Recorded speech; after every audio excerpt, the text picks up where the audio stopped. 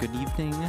Welcome to the Pinole Planning Commission meeting, the regularly scheduled Pinole Planning Commission meeting on January 26, 2026 at 7 p.m. The public may attend this meeting in person at the Pinole City Council chambers at 2131 Pear Street in Pinole, or attend via Zoom teleconference with the details to be provided soon. The public may also submit public comments by attending this meeting in person at the Pinole City Council chambers, filling out a yellow public comment card, and submitting it to city staff. The public may also comment via Zoom. Members of the public may submit a live remote public comment via Zoom teleconference. You may use the Zoom mobile application from your preferred mobile device, or you may use it from a desktop computer or laptop of your choice. And the webinar ID is 865-0537-5301. The public may also join by phone by dialing 669-900-6833 or 1-253-215-8782 or 1-346-248-7799. Speakers will be asked to provide their name and residence, and although providing this information is not required for participation. Each speaker will be afforded up to 5 minutes to speak. Speakers will be muted until their opportunity to provide public comment. When the chair opens the comment period for the item that you wish to speak upon, please use the raise hand feature or press *9 if connecting via telephone, which will alert city staff that you have a comment to provide, and then press *6 to unmute.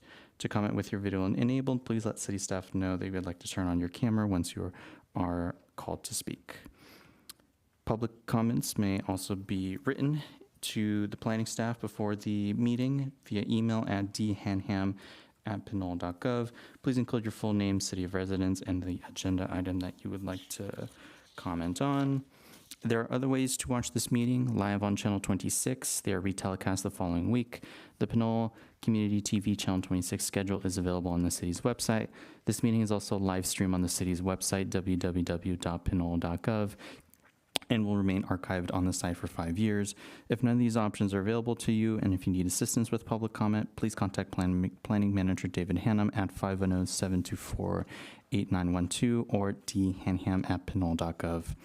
In compliance with the Americans with Disabilities Acts of 1990, if you need special assistance to participate in a city meeting, or if you need a copy of the agenda or the agenda packet in an appropriate alternative format, please contact the City Clerk's office at 510-724-8928. Notification of at least 48 hours prior to the meeting or time when services are needed will assist the city in ensuring that reasonable arrangements can be made to provide accessibility to the meeting or service. Please note that all staff reports are available for inspection at the city's website at www.pinole.gov. You may also contact the city clerk via email at hbell@pinole.gov.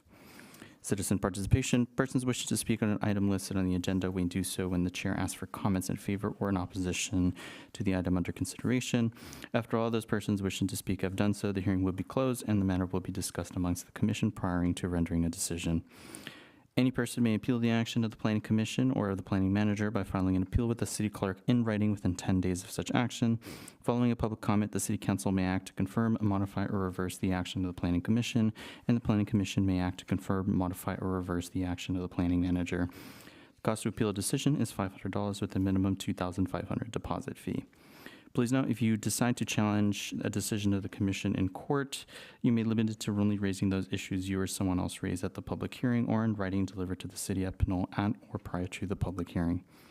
In compliance with the Ralph M. Brown Act, Government Code Section 54950, in enacting this chapter, the legislature finds and declares that the public commissions, boards, and councils, and the other public agencies in the state exist to aid in the conduct of the people's business. It is the intent of the law that their actions may be taken openly and that their deliberations be conducted openly. The people of the state do not yield their sovereignty to the agencies which serve them. The people in delegating authority do not give their public servants the right to decide what is good for the people to know and what is not good for them to know. The people insist on remaining informed so they may retain control over the instruments that they have created. And with that, it is 7:05 and this meeting will be called to order. For all those willing and able, please rise for the Pledge of Allegiance.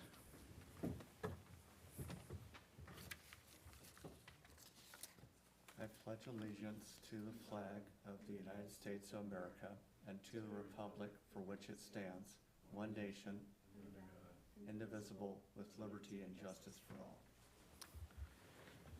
Thank you. And with that, we will move on to our land acknowledgement. Before we begin, we would like to acknowledge the Ohlone people, who are the traditional custodians of this land. We pay our respects to the Ohlone elders, past, present, and future, the people who call this place Ohlone land, the land Pinole sits upon, their home. We are proud to continue their tradition of coming together and growing as a community. We thank the Ohlone community for their stewardship and support, and we look forward to strengthening our ties as we continue our relationship of mutual respect and understanding. And with that, Planning Manager Hannum, could we please have a roll call? Commissioner Uch, Present. Commissioner Huey, Present. Commissioner Lamb-Julian, Present. Commissioner Martinez is absent, Commissioner Bender, Present. Vice Chair Menes, Present, noting my usual ex parte communication with email list about this meeting and other community events. okay, and Chair Sandoval. Present. Let the record show that we have a quorum for tonight's meeting to take action on all items on the agenda. Thank you. Thank you with that, and we will now move to citizens to be heard. The public may address the Plan Commission on items that are within its jurisdiction and are not otherwise listed on the agenda. Planning commissioners may discuss the matter brought to their attention, but by state law, the Ralph M. Braun Act, action must be deferred to a future meeting. Time allowed is 5 minutes. And we do have 2 public speakers in person. Could we please have Kathy McFarland?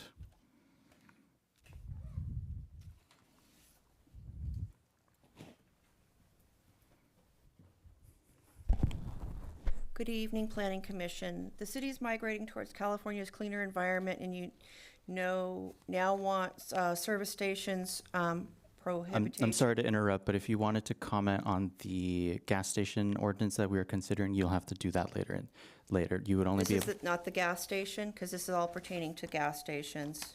Yes, if you wanted to comment in support or opposition of that item, you'll have to do it later. In the Oh, meeting. okay. Mhm.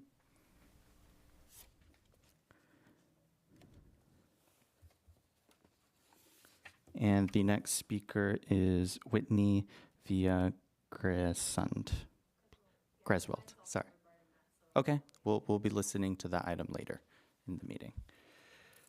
Do we have any public comments online or citizens to be heard online?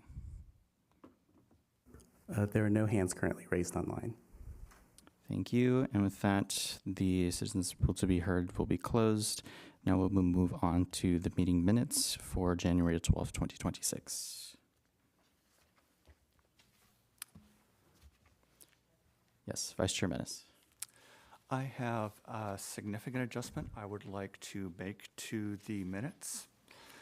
On page 11 of the agenda packet, page 7 of the minutes as presented, the way that the bullet point starting on line 8 of that page is structured implies that I am the one making all of these statements when, from what I can tell, listening to the record, between 1 hour, 38 minutes, 25 seconds to 1 hour, 40 minutes, 36 seconds in the recording, the overwhelming majority of what was said was by the applicant. So I'd appreciate 2 changes there.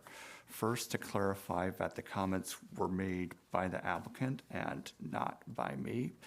And second, to note that I'd expressed concern over the fact that a one-time fee might not offset ongoing needs. And you can see the direct quote for that at 1 hour, 38 minutes, 25 seconds in the recording of the meeting. Thank you, Vice Chair Menes. Are there any other comments, questions, or concerns with the meeting minutes? All right, and with that, I'll make a motion approving the meetings from January 26th with the corrections from Vice Chair Menes. I'll second that motion. Planning Manager Hannum, could we please have a roll call? Commissioner Huey, Yes. Commissioner Uch, Yes. Commissioner Lamb-Julian, Yes. Commissioner Bender, Yes. Vice Chair Menes, Yes. Chair Sandoval. Yes. Motion carried 7-0. Thank you. And with that, we'll move on to our public hearing. At the beginning of this item, the chair will read the description of the item as stated on the agenda. The City staff will then give a brief presentation of the proposed project. The commission may ask questions to staff about the item. For those items listed as public hearings, the chair will open the public hearing and ask if the applicant will make a presentation. Those in favor of the project will be given the opportunity to speak, followed by those who are opposed to the project. The applicant will then be given the opportunity for rebuttal. The public hearing will then be closed, and the commission may then discuss the item amongst themselves and ask questions of staff. The commission will then vote to approve, deny, or approve in a modified form or continue the matter at a later date for a decision. The chair will announce the commission's decision and advise the audience of the appeal procedure. Please note that no public hearings can begin after 11 p.m., and items still remaining on the agenda after 11 p.m. will be held over to the next meeting. So it looks like we do have one public hearing tonight, the Zoning Code and Specific Plan Amendment PA 25-004, new service station prohibition and provisions for modifications and alternative fueling stations.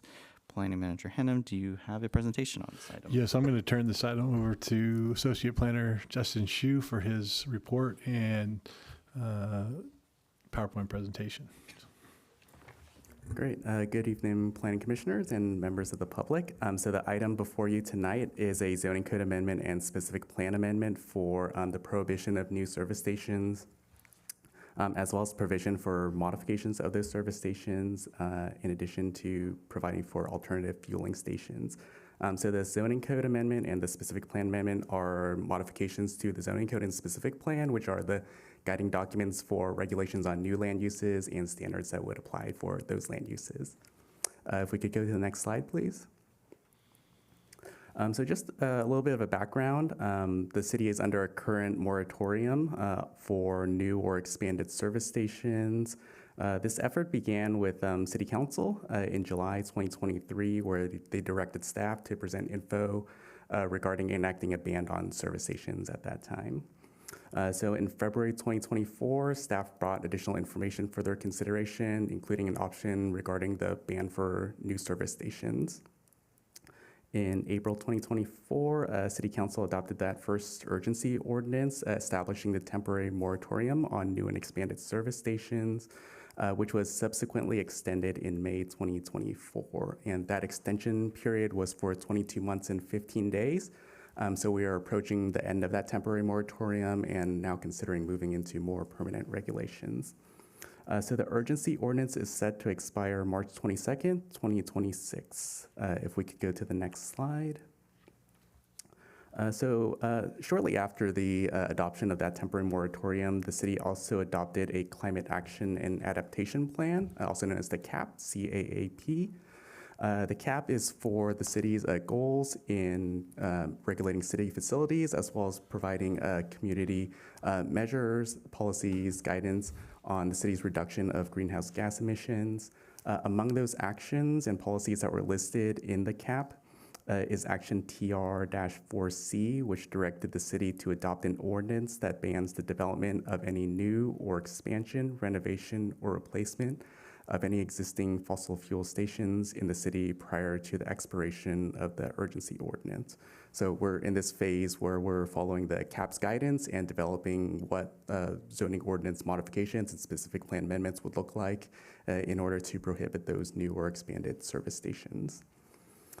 So amendments are required in the zoning code and specific plan, which are the guiding documents, the regulatory documents establishing allowable uses and standards. And also I wanted to specify that service stations refers to gas stations, specifically fossil fuel gas stations. It's an alternative name for that. That's more encompassing at that time. If we could go to the next slide, please. So this map shows a note of where the existing service stations are in Pinole. So they're located on the three major corridors. There are 2 on Pinole Valley Road, 3 on San Pablo Avenue, 2 on Apian Way, and 1 on Fitzgerald Drive. So if we could go to the next slide, please. And then this is a map of the zoning in the city. The areas that are marked in the red are the zoning districts that currently permit service stations with approval of a conditional use permit. So in the top left is in blue, that's the office industrial mixed use district. You could think of this area as the area that's where the Pinole Shores office complex is, all the way west, but not quite reaching the Del Monte Shopping Center. To the lower left is the shopping area on Fitzgerald Drive. That's Best Buys, and then to the west, essentially. We've also noted in sort of the middle of the screen, that's the intersection of ABN Way and Terra Hills Drive. And then south along ABN Way is commercial mixed-use areas. Yes, Commissioner Menace. One minor note for the broadcast. It looks like where we have your image positioned on screen right now was blocking part of the slide. Okay. Okay, it looks like there's nothing under there. Just want to double check and Okay. make sure that that wasn't going to be an issue. No problem. Okay, and if we could go to the next slide, please. And then we'll just wait for that to come up. So those essentially note the areas that service stations are currently conditionally permitted. As you noted from the slide, it's mostly the areas on the western side of the city, kind of like west of ABN Way. These currently conditionally permitted districts include RC, Regional Commercial, OIMU in the service sub-area of San Pablo Avenue, OPMU, Office Professional Mixed Use in the service sub-area of ABN Way, and commercial mixed use in the mixed use sub-area of ABN Way. I do want to note a quick correction in the staff report, just a typo. Chevron was noted as being in the CMU service sub-area in ABN Way. It should actually be OPMU. So just a typo there. It is a conforming use currently in that zoning district. With that note, most of the service stations are actually existing legal non-conforming uses, which means that at the time they were developed, they were permitted on those sites, but due to changes over time in the city's regulatory documents, they are no longer permitted uses under the current zoning code or specific plan, the current land use regulatory documents. So since they were previously permitted but now are not noted as permitted uses, they are allowed to continue operating as existing legal non-conforming uses, except that they wouldn't be able to further expand the non-conforming aspects, or expansion is severely restricted or limited.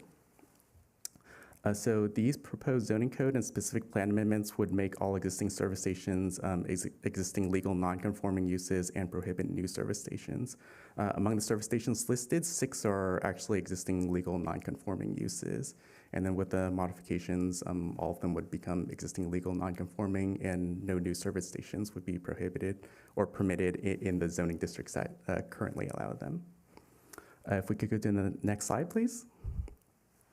And I'll just run through some of the amendments that are proposed. They'll be in more detail in the staff report. That's also available online, and the commissioners, you have those physical copies as well. But essentially, the amendments would prohibit service stations in all of the zoning districts.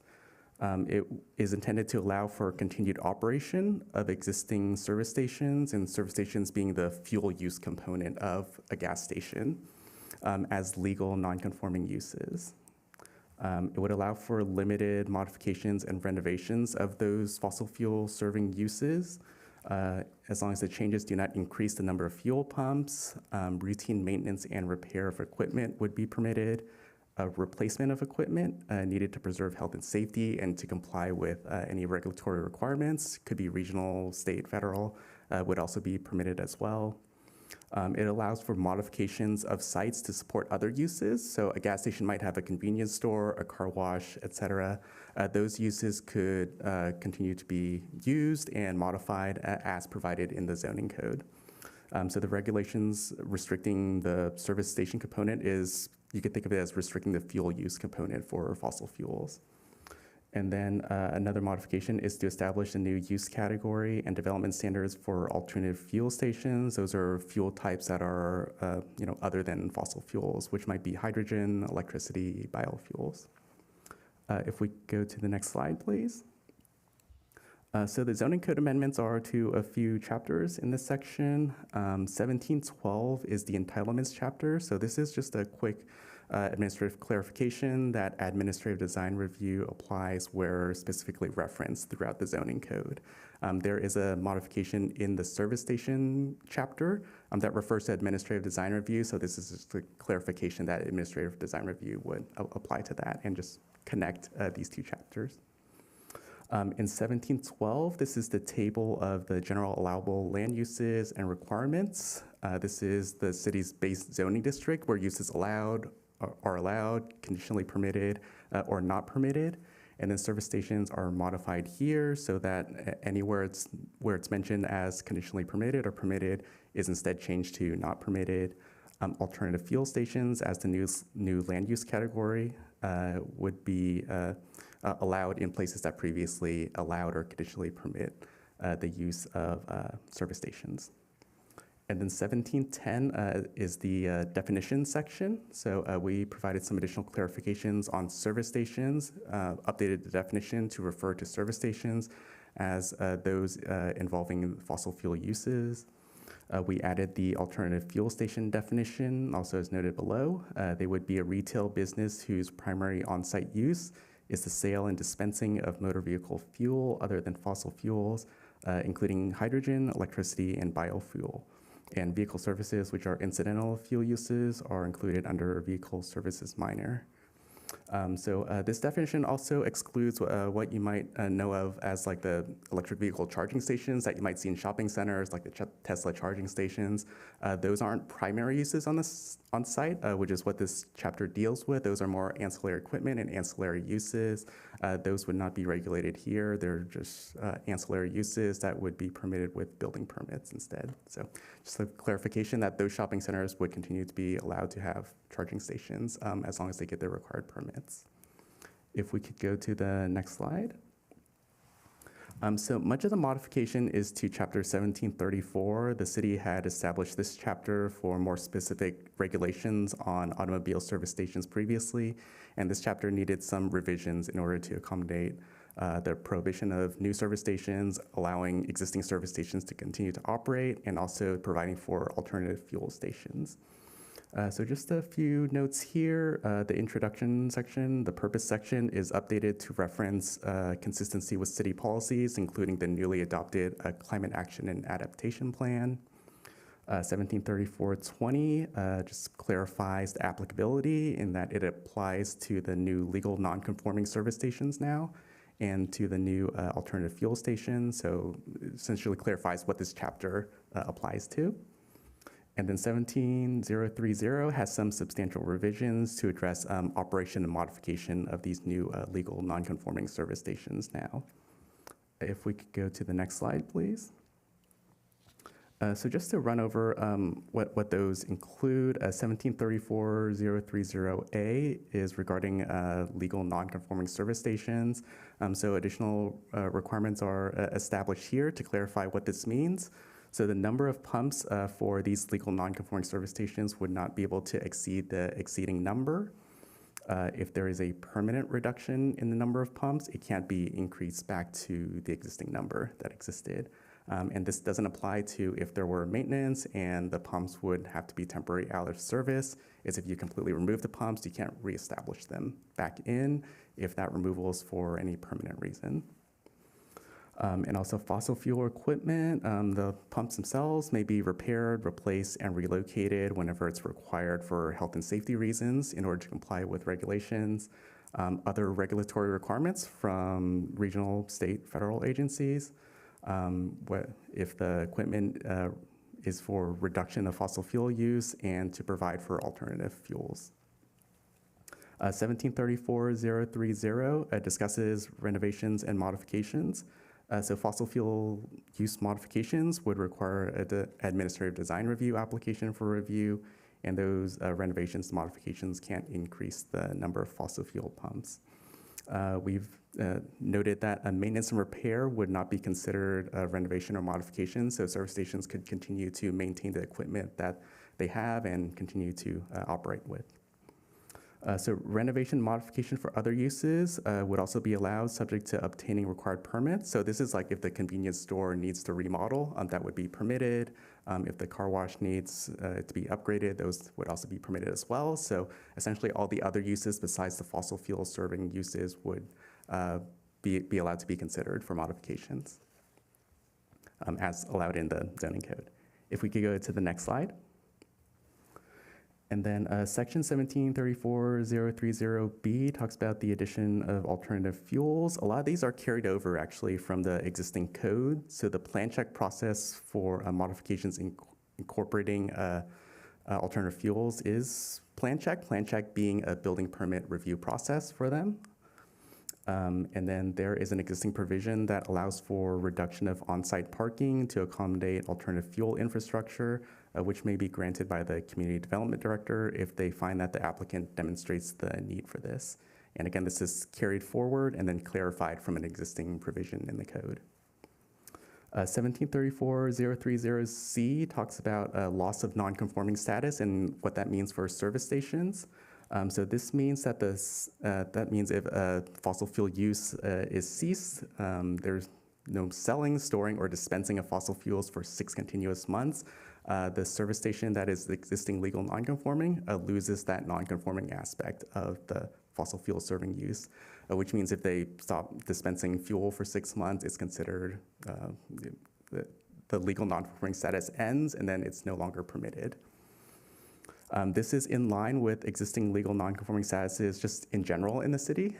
If there were use that were established but is no longer permitted based on current zoning, if that use is vacated for 6 months, that also means that they couldn't reestablish that use.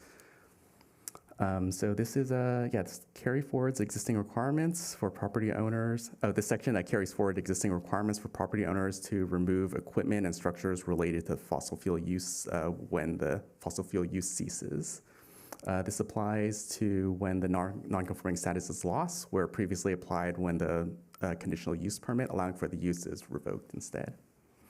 This is a provision that's in other communities as well, and it's in our current code, so we're carrying that forward.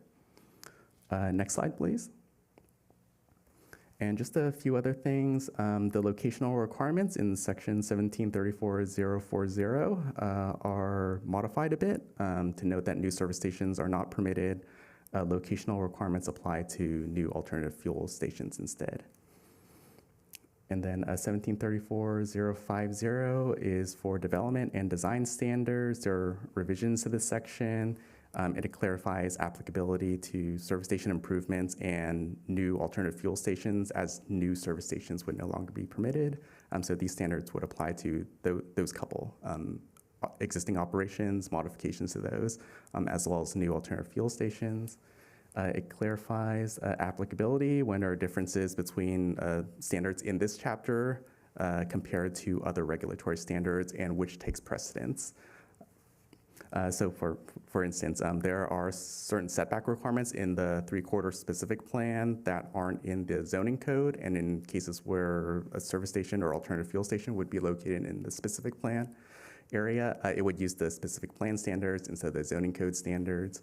If there are federal regulatory requirements or state regulatory requirements, it would comply with those instead of what might be in this chapter. And finally to note that there was an existing section 1734-.060 about alternative fuel and charging stations. This has just been consolidated into the new section 1734030B3. If we could go to the next slide. So specific plan amendments are also proposed, as many of these service stations are located in specific plan areas. So in line with the zoning code amendments, this would prohibit service stations in all districts. It would permit alternative fuel stations in districts that previously allowed for service stations. And the definitions are updated to be consistent with the zoning code amendments for service stations and the alternative fuel stations. If we could go to the next slide. So Planning Commission is the recommending body for modifications to the specific plan and to the zoning code, as City Council is the ultimate approval authority. In deciding to approve the application or the amendments, City Council would consider various findings established in the zoning code, and Planning Commission would also provide your feedback on the approval findings as well. So the approval findings for amendments to the zoning code and specific plan are noted in section 1712.170G. This is for specific plans, in which it notes that specific plans and any amendment thereto shall be approved only when City Council makes the following findings, and that is that the proposed specific plan is consistent with the general plan goals, policies, and implementation programs. The land use and development regulations within the specific plan are comparable in breadth and depth to similar zoning code regulations contained in this title. And the administration and permit process within the specific plan are consistent with the administration and permit process of the zoning code. In addition, in 17-12-190D, proposed zoning amendments text or map is consistent with general plan goals, policies, and implementation programs. So in the staff report, staff noted how the approval findings could be found if considered, including certain general plan policies in the environmental justice as well as the sustainability element. Planning Commission would be able to consider findings by themselves and also make a recommendation to City Council, who would ultimately consider and approve any amendments to the zoning code and specific plan. The work is under CEQA guidelines exemptions, section 15061B3, 15301, and 15308. If we could go to the next slide. So the recommendation for Planning Commission is to adopt Resolution 26-01, recommending to the City Council the adoption of proposed municipal code, that's zoning code, and specific plan amendments as provided in Resolution 26-01, Attachment A, Exhibit A, or with additional recommendations or revisions provided by Planning Commission. So that concludes staff's overview and presentation. So if you have any questions, we'll be happy to answer that. And then, thank you. Thank you so much for the presentation and for the amount of detail in that presentation as well, and for the staff reports on top of that as well. Now we will move on to questions from the commission to staff. I will start to my right with Commissioner Bender if you have any questions on this item. Yes, Chair, I do have some questions for staff. Regarding your, in the staff report on page 22, under that table 1, existing service stations, is WestCat, is it basically exempt from from this because the ones that are listed here are commercial, private commercial endeavors? Yeah. Okay.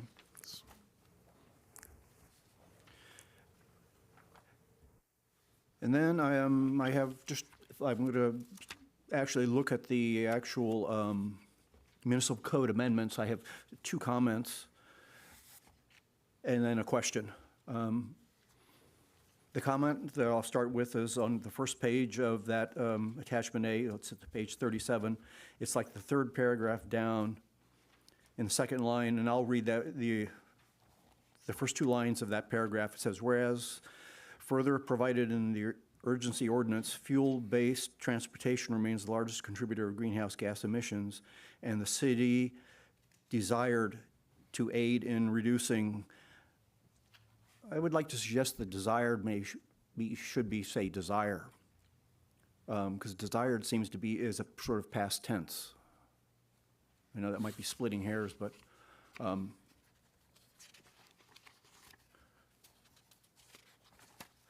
the other item also to note is, that's going to page 57 of the same document. And it relates to under the building canopy design in the text. It talks about the, and it's under item E, and it says it down in the 5th line. It talks about the maximum height of the canopy clearance shall be 15 feet, and the maximum width of the canopy fascia shall be 30 inches. If you look down at the diagram below it, which relates to that, you'll see the 30 inches is actually referring to the fascia, its height, not its width. And even though that's not really part of this, if you will, refresh of the documents, it certainly would be not appropriate time to actually correct that and change the word width to actually height. And finally, just some questions. I was kind of curious as I was going through it, but I think with the staff presentation, one of the things that kind of struck me at first in going through the various tables regarding land use in the specific plan as well as in the larger document, which was sort of the base zoning districts. The thing that kind of caught my eye, but again, I think maybe staff has kind of clarified that in their presentation, was when I was looking again at that table 17.20.03-1, under the Pinole base zoning districts, I noticed when you got to the alternative fuel station, the new one, under the CMU, it was said permitted, but when you go to the actually specific plans, in their sections, Pinole Valley Road, San Pablo, and so forth and so on, it is basically, in all three categories, I believe it's labeled N, is not permitted. Could you provide some clarification on that, or further clarification? So the zoning code establishes the general standards in the city where a specific plan or other sort of overriding document would not apply, and the 3-corridor specific plan would be the more specific document that applies to many of the major corridors, including San Pablo Avenue, APN Way, Pinole Valley Road. And then in that specific plan document, it's more detailed in different zoning designations, even within each corridor and sub-area themselves. So in that specific plan document, it establishes where exactly the service stations or alternative fuel stations would be permitted in specific CMU or OPMU or whatever districts may be. Okay. Thank you. No further. Thank you, Commissioner Bender. Commissioner Utsch. Question to staff. On page 23, in terms of looking over the review analysis, I'm just curious in terms of like, within the first paragraph of the, under review analysis, it says under zoning ordinance, that incentivize the expansion, modification, and retrofit of existing stations. I'm curious on like, what specific actions or sort of incentives the cities would do, what Pinole would do to incentivize service station, or in this case, simply gas stations to add more alternative fuels, just out of curiosity. So for existing service stations, if we were to go through the current process, like a new service station would require a conditional use permit, and modifications may require modification of a use permit or other discretionary review requirement. Discretionary review meaning it could be like planning commission or some sort of public hearing process associated with modifications. For alternative fuel stations, you'll note that it's permitted by use in many of those districts that previously allowed for service stations. So it reduces some of the application fee requirements associated with those types of uses, including the fees for hearings, noticing, et cetera. It reduces the time required, also associated with noticing, hearings, et cetera, as well. And part of that is also driven by many state regulations that kind of take away the discretionary review process, especially for like electric vehicle charging stations and hydrogen. There are state laws that limit the city's ability to make a discretionary decision on those types of infrastructure and equipment. So kind of in line with state policies and requirements, and providing for alternative fuels, we're kind of using that as an incentive to reduce additional permitting costs and review fees associated with those types of uses. Yeah, thank you. So essentially, it's the incentive is less bureaucracy. Essentially. We're also carrying forward an existing provision in the code that allows for some parking reductions if the applicant could show, why it's required in order to accommodate new alternative fuel charging stations. Got it, thank you. And one other question would be on, I noticed on looking at page 49 on the land use chart, where under alternative fuels, I was looking over and I noticed, technically speaking, I know discussed this in your presentation, that housing generally, like our residential zoning, technically does not allow for alternative fuel stations specifically, right? Mm-hmm. But then technically, I know it said that technically speaking, under the mixed use zonings, like commercial, right, office, professional, and office industrial, technically speaking, they would allow, let's say a developer wants to do, I don't know, a hydrogen gas station, but then some housing, right? Would that technically be allowed, but would go under review, right? There would still be some review process required because a new like multifamily development or a commercial development would require comprehensive design review, which is a type of application that goes to Planning Commission for consideration. So in consideration of the package as a whole, Planning Commission could consider potential impacts between potentially conflicting uses or how uses may be brought together with mitigations, conditions, et cetera. So there is some consideration should a new use come. And if a property were to be redeveloped with new structures, like it would go to Planning Commission for consideration. So there is a review aspect that's still available through comprehensive design review. Got it. And one last question on that, specifically in terms of alternative fuel station. I know you discussed how a commercial property that wants to add a charging station would go, we already have a standard for that, right? It wouldn't go through this sort of new process, right? Yeah, so there already is a process for that. It's also, kind of regulated by the state, or the state kind of dictates how we could review those. So many of those charging stations just go directly for a building permit, which is a ministerial review process, meaning that you submit the application, it meets the development standards in the building code, health and safety code, then they're issued a permit, kind of regardless of any design aspects that the city might impose. Got it. And that's all my questions. Thank you. Thank you, Commissioner Uch. Commissioner Lamb Julian, your questions. No questions. Thank you. Commissioner Huey? Yeah, thank you. On page 29, when we talk about the loss of non-conforming status for service, so after the station loses its non-conforming status, the property owner shall be responsible for the removal, and then the removal requirements timeline is somewhere within the 6 months of service, or 6 months following the date of service and or otherwise approved by the community development director. I think my question here is that we call out the removal with the time frame, but it doesn't really explicitly address if there was any if there's any requirement for environmental remediation, and I'm wondering if that's noted somewhere else. So it's not specifically noted anywhere else. I think it's intended to be captured within the 6 months for environmental remediation, such as removal of storage tanks and what have you that might be needed for cleanup. We put the 6 months there to establish just a minimum time limit, and then the community development director is noted as the person that could potentially extend it should they need additional time for cleanup. So that's kind of the intent. And do they impose any standards for that?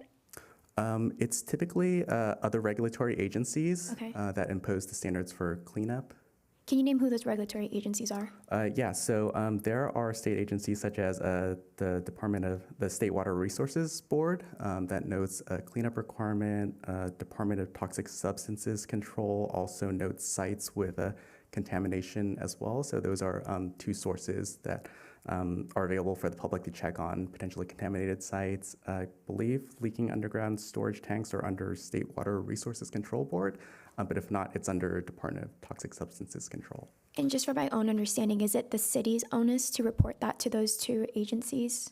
It's not the city's reporting, so the different service station property owners would need to coordinate with those state agencies. It falls within the property's owner's responsibility. Yes. And is that something that the city provides them with the information to do? The city could provide guidance if the owners need guidance on that. Okay, thank you. Vice Chair Menace. Thank you. I've got a few questions for staff on the report and the various attachments, but I'd like to start by thanking, I think your title is Associate Planner, Yeah. Xu now, for his presentation. It was well-written and structured. My first question is, over the time frame of the existing urgency ordinance and moratoria, have there been substantial harms to the existing non-conforming uses, basically the service stations that exist right now? Because I know they had a discussion with the city. Did they bring up any harms that they suffered as a result of the existing moratoria? We have not heard of any. When we were in the process of preparing the zoning ordinance amendments, specific plan amendments, we did do some outreach as well, coordinating in large part by our sustainability coordinator that reached out to service station owners. 3 of them did participate just to share any thoughts or comments. We also used this chance to let them know that we are preparing the ordinance and it's available for review. They're also available to participate in the meeting as well, tonight's meeting, if they'd like to. During the initial meeting, they hadn't noted any specific challenges, but if there are any, they could let us know. Some of them might be participating in the call, but just from our initial discussion, there weren't any major objections to the proposal for the prohibition. Right, because, well, I guess that falls more into comments, so I'll save that for later. So moving on to page 22 of the staff report. You noted that there was a typographical error for the second chevron, the one on 2298 APM Way, but it Yes. should be OPMU rather than CMU. Yes. But if I'm reading the various charts correctly in attachment A, I'm not sure that actually would be a conforming use. Like if you go to page 64 of the agenda packet, the chart showing land use development standards for the APN Way region, and you have a look at basically the CMU and the OPMU. CMU is definitely not permitted flat out. And OPMU is conditional use permit to none, like it would be for the other existing non-conforming uses. So shouldn't that one be non-conforming use? Let's see. So I'm on page, I believe, 64 of the packet. I am looking at, let's see, service sub area. So OPMU is currently noted as a CUP with a strikeout to change it to a not permitted use. So currently it would be considered conforming if it had that use permit for occupancy. That's the conditional use permit. In our consideration, if the use is either permitted or has a conditional use permit requirement, we just consider that as conforming. And non-conforming would be if it had that N designation for not permitted, if that makes sense. Okay, so like in the other areas, like on Pinole Valley Road, say, where you've got basically it's not permitted anywhere, so therefore it's an existing non-conforming use. Right. And if I can add, that, like especially with the stations on Pinole Valley Road, because those stations were established prior to the 2010, the specific plan, they were legal non-conforming uses when the general plan, specific plan, were adopted from the get-go. So there's legal non-conforming uses right now that were existing prior to the 2010 plan, and so now just everybody's going to be a legal non-conforming use at this point. Let's see if I can find the next segment.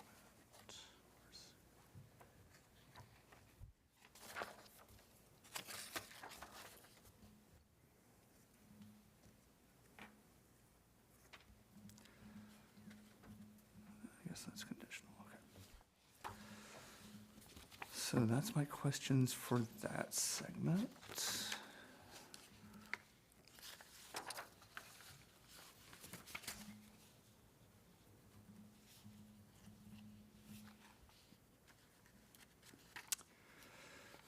So on page 24, the amendments to chapter 17.12 entitlements, and in particular the amended text for 17.12.080B. Applicability, administrative design review is required for all structural additions to single-family, multifamily, and non-residential structured as otherwise required of this title. I know the primary intent is to basically hit the automobile service stations and the alternative fuel ones. But what sorts of other entities are going to be covered by this change? Because this seems like the single change that's going to have the broadest effect throughout the code. So there are other sections in the code that mention administrative design review, but weren't specifically mentioned in this section, which mostly talked about single-family additions, multifamily, and commercial additions, not more than 500 square feet. So in other portions of the code, there are certain fence exceptions for additional height that are required through the administrative design review process that weren't specifically mentioned. So that's one of the major instances. We added this modification kind of as a catch-all for So the fence, the gas station, any other portions of the code that might mention administrative design review presently, as well as any that might be anticipated in the future. Okay, I have a suggestion on that, but I'll save that for later.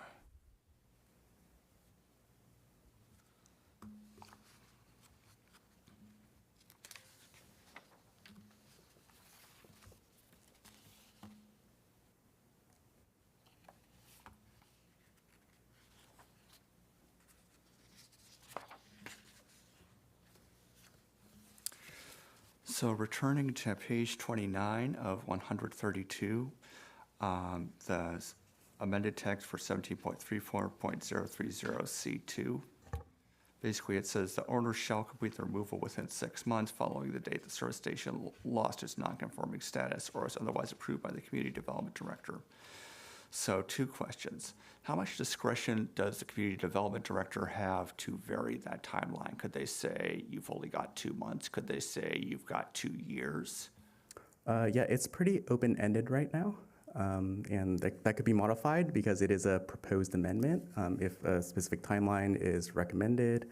But currently it's pretty open-ended because we don't know the full scope of what might be required, and it provides the greatest latitude for the community development director to assess like a particular circumstance within a particular service station site and their operating requirements and what they need to do. Okay, because I could see potentially issues going either way. Like, for example, the community development director said, well, this site gets a really short timeline. They might ask why when the default's 6 months. And this site gets a really long timeline, and environmental groups will ask why when this site gets 6 months. So yeah, that's one question. Second question, it says shall complete the removal within 6 months. And let's say the community development director doesn't grant an extension. What happens if they don't?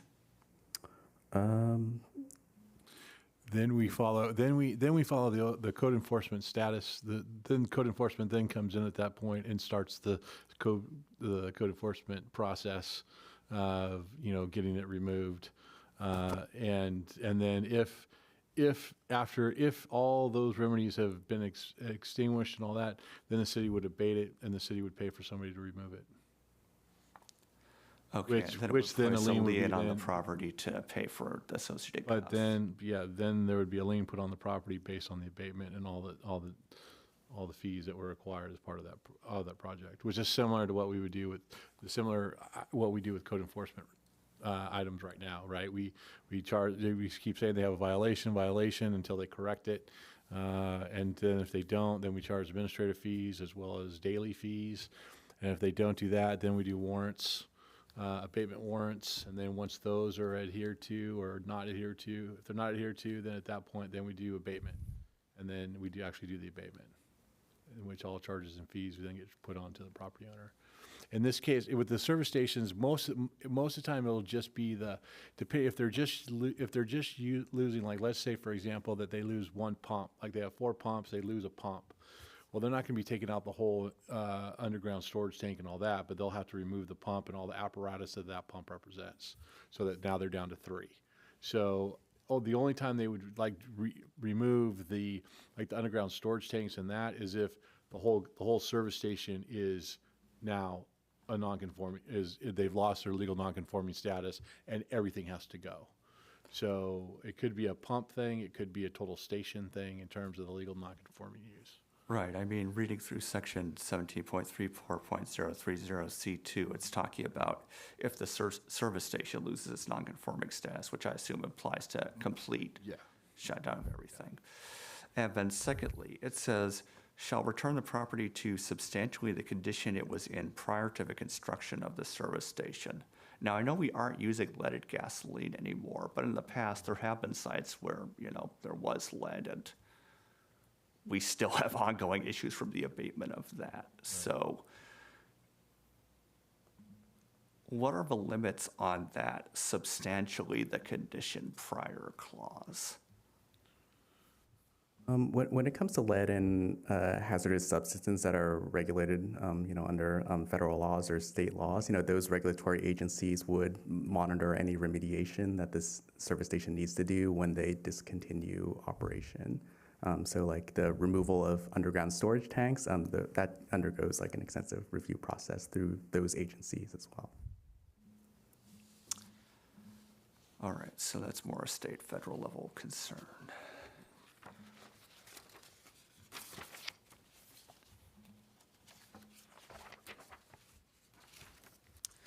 So then on page 31, sort of referencing back to starting on page 30, where it's talking about section 0.34.050, and then it goes on page 31 to talk about E. And it says, the service station or alternative fuel station building and/or canopy shall be designed for architectural compatibility with the surrounding area, notwithstanding any other requirements in the zoning code or specific plan. So if I'm understanding it right, this segment, 17.34.050, is a segment of the zoning code, but it's basically doing a notwithstanding clause to also apply to and override the specific plan. Can we do that? Because it was my understanding that the specific plan basically overrode the zoning code when they're in conflict. Yeah, the specific plan would override the zoning code where there's a conflict.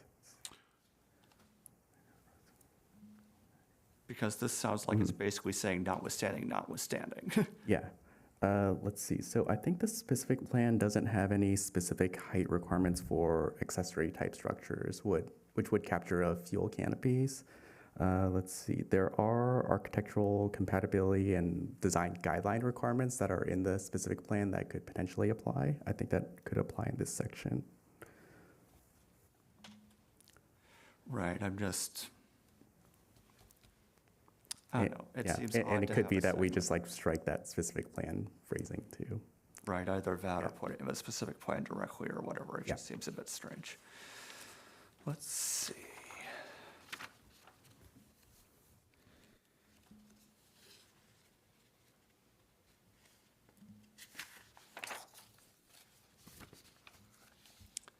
That's all comments.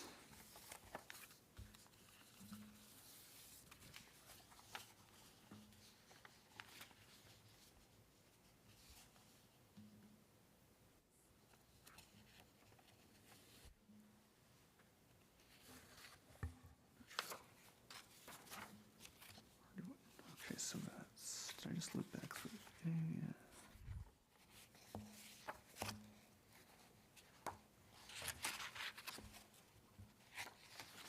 Okay. So then moving on to attachment A, I have a question. We already went over my question on page 42 about the scope of the modification to 17.12.080B. I'll be going more into that when it's time for comments. On page 49, however, looking at the new line, basically for alternative fuel stations, I note that the permission for service stations in the various areas before these changes was conditional, and the permission for alternative fuel stations is generally permitted by right. So can you explain why we're going about it in that way, rather than having the alternative service stations also be required to have a conditional use permit? Yeah, in consultation with the city attorney, many of those alternative fuel infrastructure pieces can't be required to go through the discretionary review process. So for the infrastructure themselves, they can't be required to have a conditional use permit. So this provides a cleaner method to note that the specific types of fueling would be allowed, and that they wouldn't be in violation of any prohibition on discretionary review. Right, because this is maybe tilting slightly into comment, but I have some concerns about hydrogen tanks in a residential commercial zoned area. But I'll go more into that later.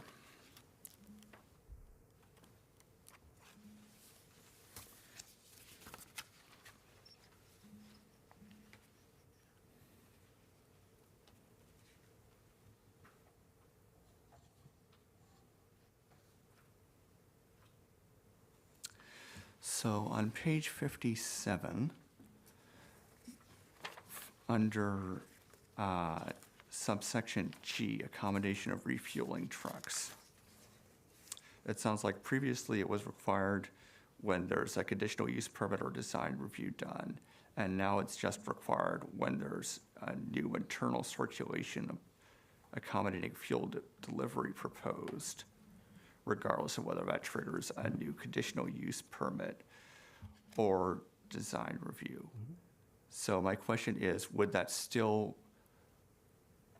process still be required if there's a new conditional use permit and design review? Because that would also include new internal circulation, or like how do those line up? Yeah, it's intended to capture all types of review processes. So if the work just needs a building permit, it would be captured under the building permit. If there's a different level of permitting review, it would be captured under those. So striking the specific, permitting requirements allows for just a broader application of that requirement. Okay. And then going back to E, the struck out portion, lighting study requirement, especially given some of the issues we've heard in the past at this commission about lighting related to service stations. Is that because state law basically mandates that we can't require lighting studies for alternative service stations? No, this is just a cleanup item. We've merged that provision with item K in, in that same section, 1734-040, because that also talked about lighting, and we just wanted to group them in the same, section.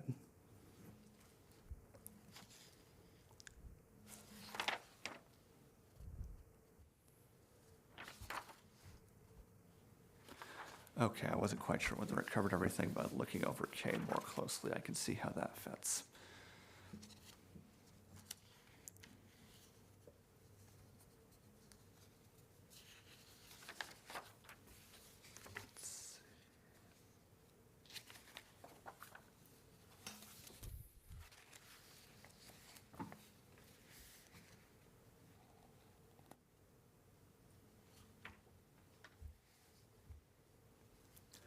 So I sort of have similar questions about the specific plan and the permissions of use for alternative fuel stations. I assume that, again, it's permitted rather than conditional, because that's what state and federal law require. Yes, yeah, for the most part. For hydrogen and electricity, for biofuel, I don't think there are specific regulations yet, but just as a means to promote like all types of alternative fuel, it's noted as a permitted use in grouping it with the hydrogen and electricity. All right, let's see whether I have questions on any of the other sub-documents. I guess I also have, before we move on from attachment A, going back to page 37, I think that the basically third whereas clause is intended to be past tense, sort of in response to Commissioner Bender's question, because it's talking about what was provided in the urgency ordinance. So it was what the city desired to do in the past. It's sort of creating the grounding of the city wanted to do this for the first ordinance, the city wanted to do this for the second ordinance. Now, following on from those two things, logically we get to the third thing.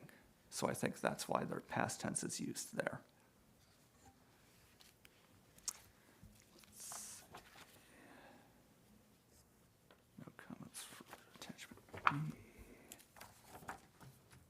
Attachment C. And then attachment D, the survey results.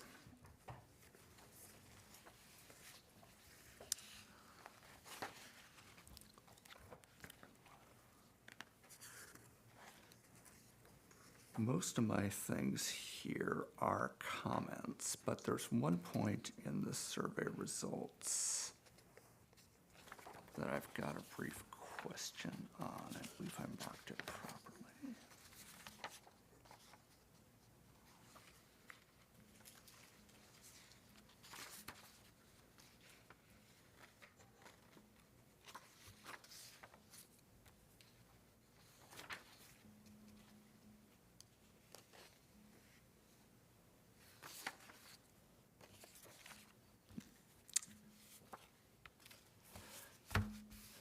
basically, the city basically prints out all survey responses. We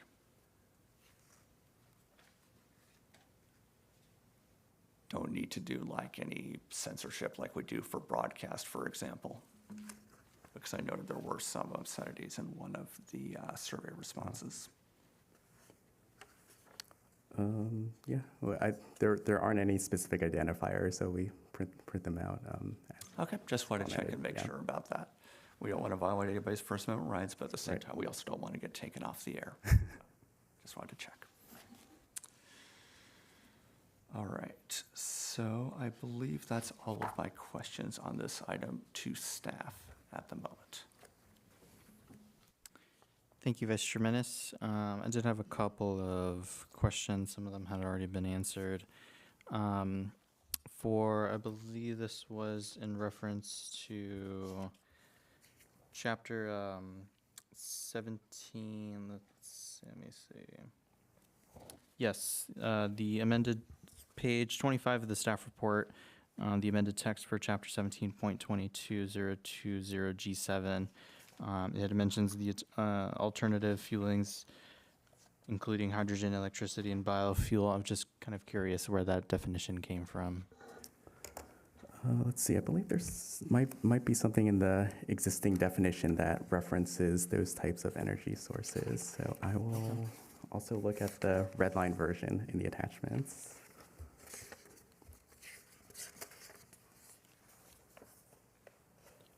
I believe the red line version, I believe that's page 52 of the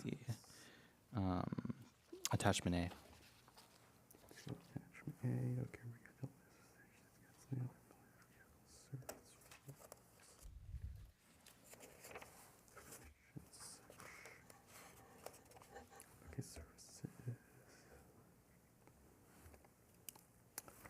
Let's see, so if it's not there, I think it might be referenced in the CAP, the Climate Action and Adaptation Plan. Let's see, hydrogen, electricity, biofuel. And then kind of as a follow-up to that, if an alternative fueling station, something that's not electricity or hydrogen would be proposed at that site, or also not biofuel, would that also be allowed, or would be restricted within the language? Yeah, I think it would be allowed since the definition is including these, Okay. which means there could be others as well that weren't listed.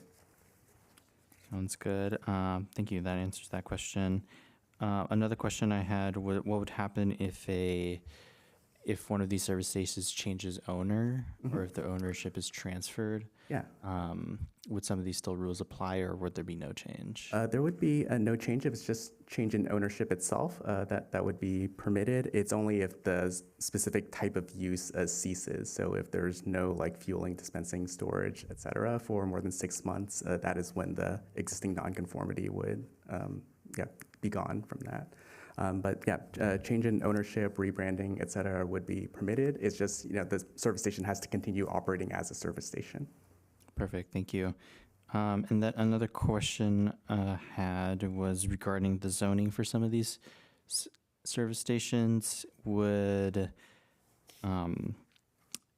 the zoning, it would just be go back to the zoning for what that general area is, or would the zoning change after, if a service station is closed? The zoning designations would remain the same as they are.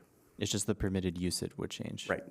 Okay, perfect. And that would answer all of my questions for now. Are there any other questions from the commission at this time? Okay, and with that, we will open up the public hearing. Are there any comments in support of this resolution? Yes, please come to the podium, and please give your name for the record. Hi, good evening, Planning Commission. I'm Whitney Villa Greswold. I'm here today as a resident and parent who's raising my 2 kids in Pinole, and I'd like to express my support for the ordinance to prohibit new service stations here in Pinole. I would like for us to just fast forward in our minds to the year 2050. In that year, 2050, my kids will be 30 and 32 years old. According to California's 4th climate change assessment, under high emission scenarios, which we could be heading towards without more global unified action, Average annual temperatures could rise by approximately 4 degrees above late 20th century averages. These rising temperatures will spur drastic changes to our weather, with more prolonged and extreme heat, higher frequency and severity of fires, more droughts, and severe rain. The truth is that our world has never experienced warming at such a rapid rate, so we don't know what sort of tipping points will be crossed and what climate destruction will ensue. In the face of all this, and in a landscape of federal rollbacks of environmental protections, I believe that the city of Pinole needs to do our part to encourage emissions reductions. Global issues are able to be solved, starting at the local level. I believe that the purpose of government is to look out for the best interest of residents by taking into account sound science. I see the proposed ban on new service stations as part of a larger portfolio of actions that the city should take to both reduce our town's emissions and also increase community resilience to climatic events that will occur in the coming years. So this could include creating more bike paths, supporting public transit, increasing electric vehicle chargers, supporting community emergency response team training, fire hazard mitigation, among other things. I would be proud to be a resident of a city that has foresight, makes informed decisions based on science, and watches out for the health and safety of its residents. It's for this reason that I am expressing my support of this ordinance. Thank you. Thank you for your comment. Do we have any other comments in support? Any comments online? I see hands raised online, but I can't tell which direction they would lean. Okay, let's go with the in-person in opposition to this. Please come to the podium and say your name for the record. My name is Kathy McFarland. Good evening, Planning Commission. The city is migrating towards California's cleaner environment, and now want service stations prohibited and provision modifications and alternative fuel stations. Here we go again, following California down the rabbit hole with an unrealistic goal of all electric. It is all about balance and what the system can support and the cost of operating that system. California can't even support the grid system currently on an extremely hot day. As of 2024, there are only 1.8 million registered electric cars in California. Most of us are barely financially surviving and can't afford a new vehicle, let alone the outrageous electric costs to run them now or in the future. If you look at the city's list of the top 25 sales tax revenue incomes for Pinole, 5 of them are gas stations Five of them are gas stations, which, by the way, also give us gas tax revenues.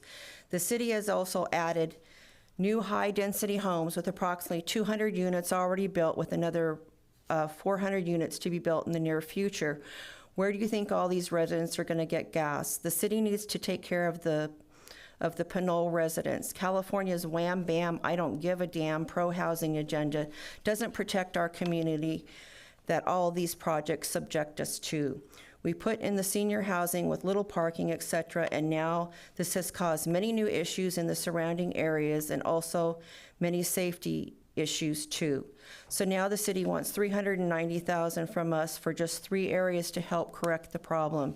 This is the first of the 3 similar major problems that will be presenting itself, since we still have 2 big pro-housing projects with the same blueprints on Appian Way and Fitzgerald Drive, which, by the way, also have gas stations in those areas.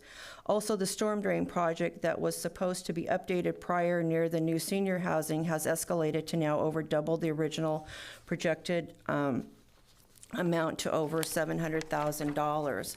I understand by talking with the department head that there were some issues with the contractor that helped inflate this new price. The city's lack of oversight rushing into this one only pro-housing project will not only be costing the city around $740,000, and who will then be turning to the residents for us to pay. The Walk Score stated that Pinole is a car-dependent city. It is also stated that on an average day, there are about 21,000 vehicles. This is a lot of traffic, all of which will need to continue fueling up. Also, the current impact fees collected and how you want to spend them in the upcoming years shows us you're not, once again, not here for the residents. The majority of it all goes to all city-owned properties. You don't have a dime going to our roads or our police. What happens when you take away tax revenue income from fueling sales, additional gas tax, and what was once business sales tax incomes that no longer exist because it's now housing? No money supporting our city. The city is creating their own problems that are greatly multiplying daily. So make each and every decision not only count now, but for the future of our entire city. Do what's right by the city and the residents. Thank you. Thank you for your comment. Do we have any other comments online? We have two comments, two hands raised online. The first one that I saw was from the caller with phone number ending in 5748. Caller, when you are ready, please press *6 to unmute. Please go ahead whenever you're ready. Time allowed is 5 minutes.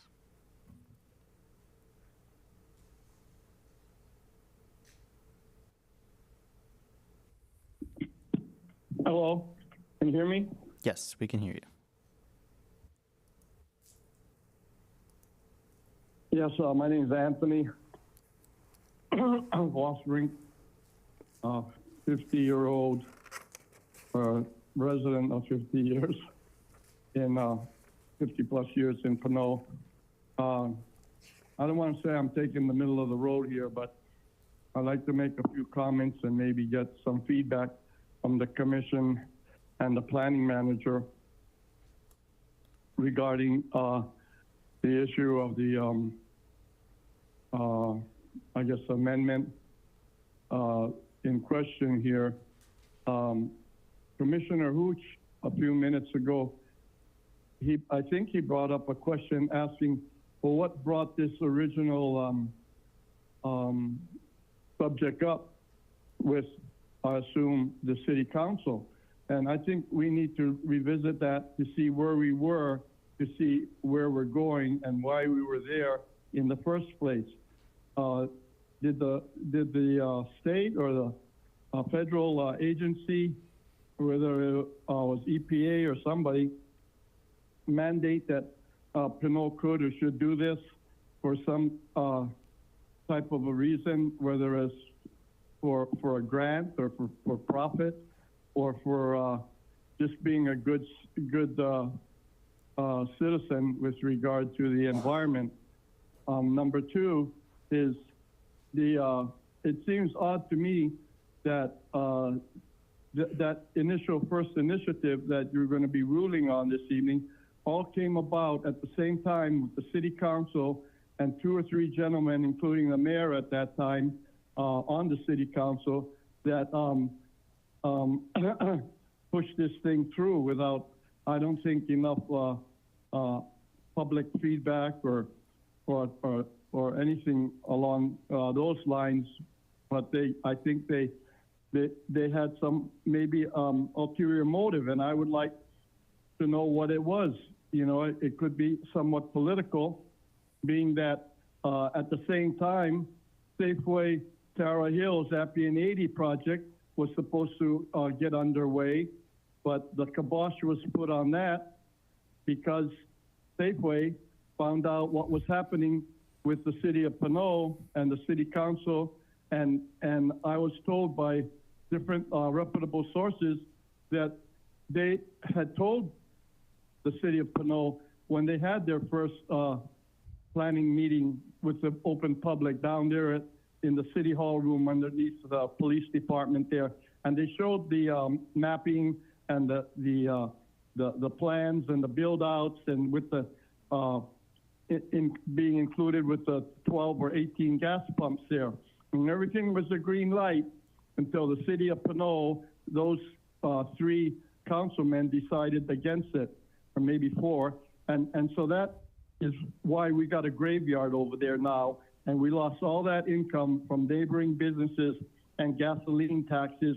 And Pete Murray, as well as myself and others, tried to express our opinion that, you know, you should do what Lucky Stores did across the way. You know, granted they didn't have a gas pump there, but they they got the city of Pinole to give them a rubber stamp grant on all those EV stations, but the city of Pinole could have bent a little bit or did something with or for Safeway to put EV stations for every 12 or 18 gas pumps. They should put just as many EV stations out there in that build out on that new, rather than lose the whole project. And it also seemed odd that the Union 76 Valero station, to me, it looked like they did get maybe possibly grandfathered in, or they may picked up an extra 2 or 3, if not half a dozen gas pumps. I'm not sure, but all that came to a head at the same time. But the Valero station opened up a couple years late because somebody didn't do their P's and Q's with giving them permitting after they had to break ground twice to get their new gas station there. So About 30 I think seconds remaining. we ought to look at what happened there, but the city did not want to look at realigning or requeuing the lights on Pinole Valley Road or taking out 1 or 2 of those major stoplights to limit or help with carbon emissions for one reason or another. But we all know that, as well as the egress on the freeways, with all the Please wrap up your traffic back comment. up every morning and every afternoon, causes a lot of problems and carbon emissions on and around Pinole Valley Road that they didn't want to discuss. Thank you for your comment. Do we have any other public comment online? We have another hand raised online from Shoshana Wexler. Yes, please go ahead whenever you're ready. You'll have 5 minutes. Great, thank you. I'd like to speak in support of adopting Resolution 2601. I am a West County resident. I'm just down 80, a couple of miles from Pinole, and I am a coordinator of the Sunflower Alliance, which is an environmental justice organization. And I also chair the County Sustainability Commission, but I'm just here as a Contra Costa County resident. I wanted to say to you all that, just wanted to provide some environmental context, I guess, impartial answer to the question that the previous caller raised. Why do this? Well, we've all heard Trump's increasing calls to drill, baby, drill, and we've seen his reckless efforts to lead us back into a stone age of increased fossil fuel production and consumption by any means necessary.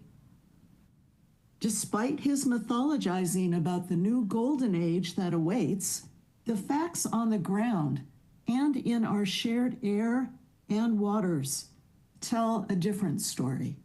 We are in a fossil-fueled climate emergency, and it is sadly intensifying rapidly.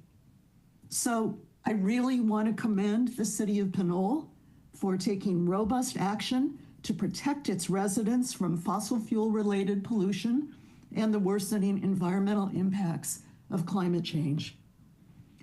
Some folks are worried about running out of gas, about the possibility of gasoline price spikes, and these are serious issues.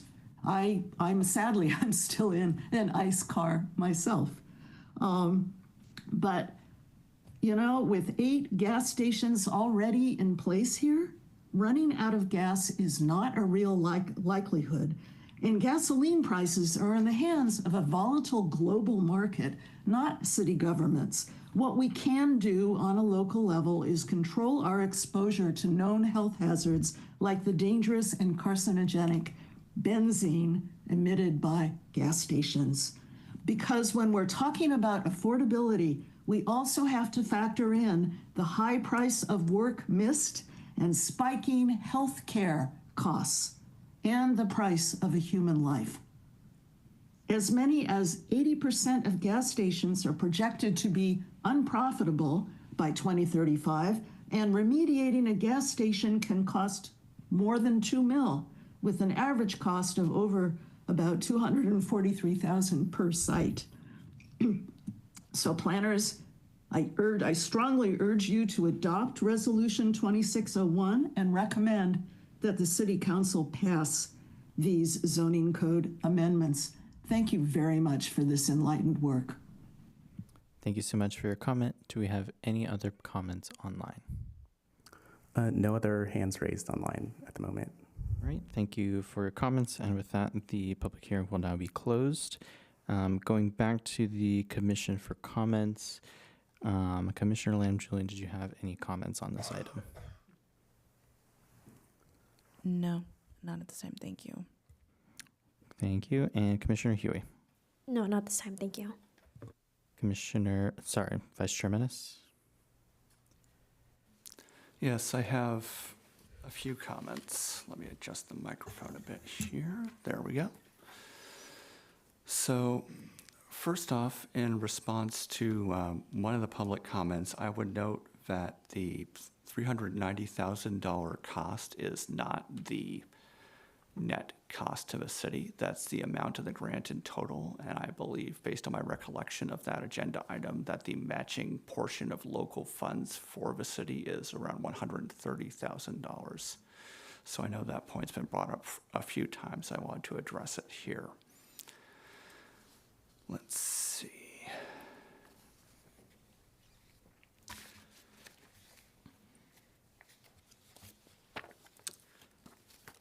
So now that we're in comments, I can dig into things a bit more.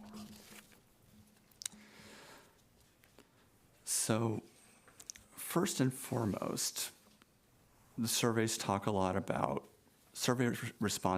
lot about the free market and the spike in prices and, harm to store owners. But I think it's important to note that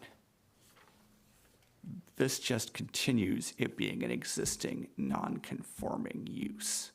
This ordinance before the commission tonight does not shut down any gas stations, not today, not in 2030, not even in 2050.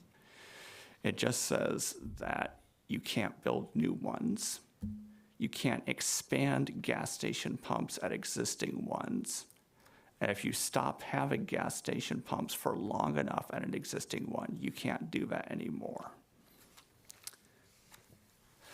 I also appreciate, with regards to the survey, the overall polite and reasoned tone taken by both sides, broadly speaking, of the issues raised.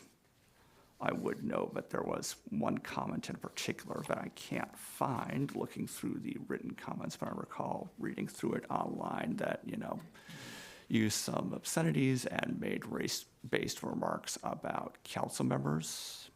I appreciate that there were relatively few upvotes for that comment, but I would say that as a community, we could do better about expressing our thoughts and views on an issue than stooping to ad hominem and racist attacks, just as a matter of public policy.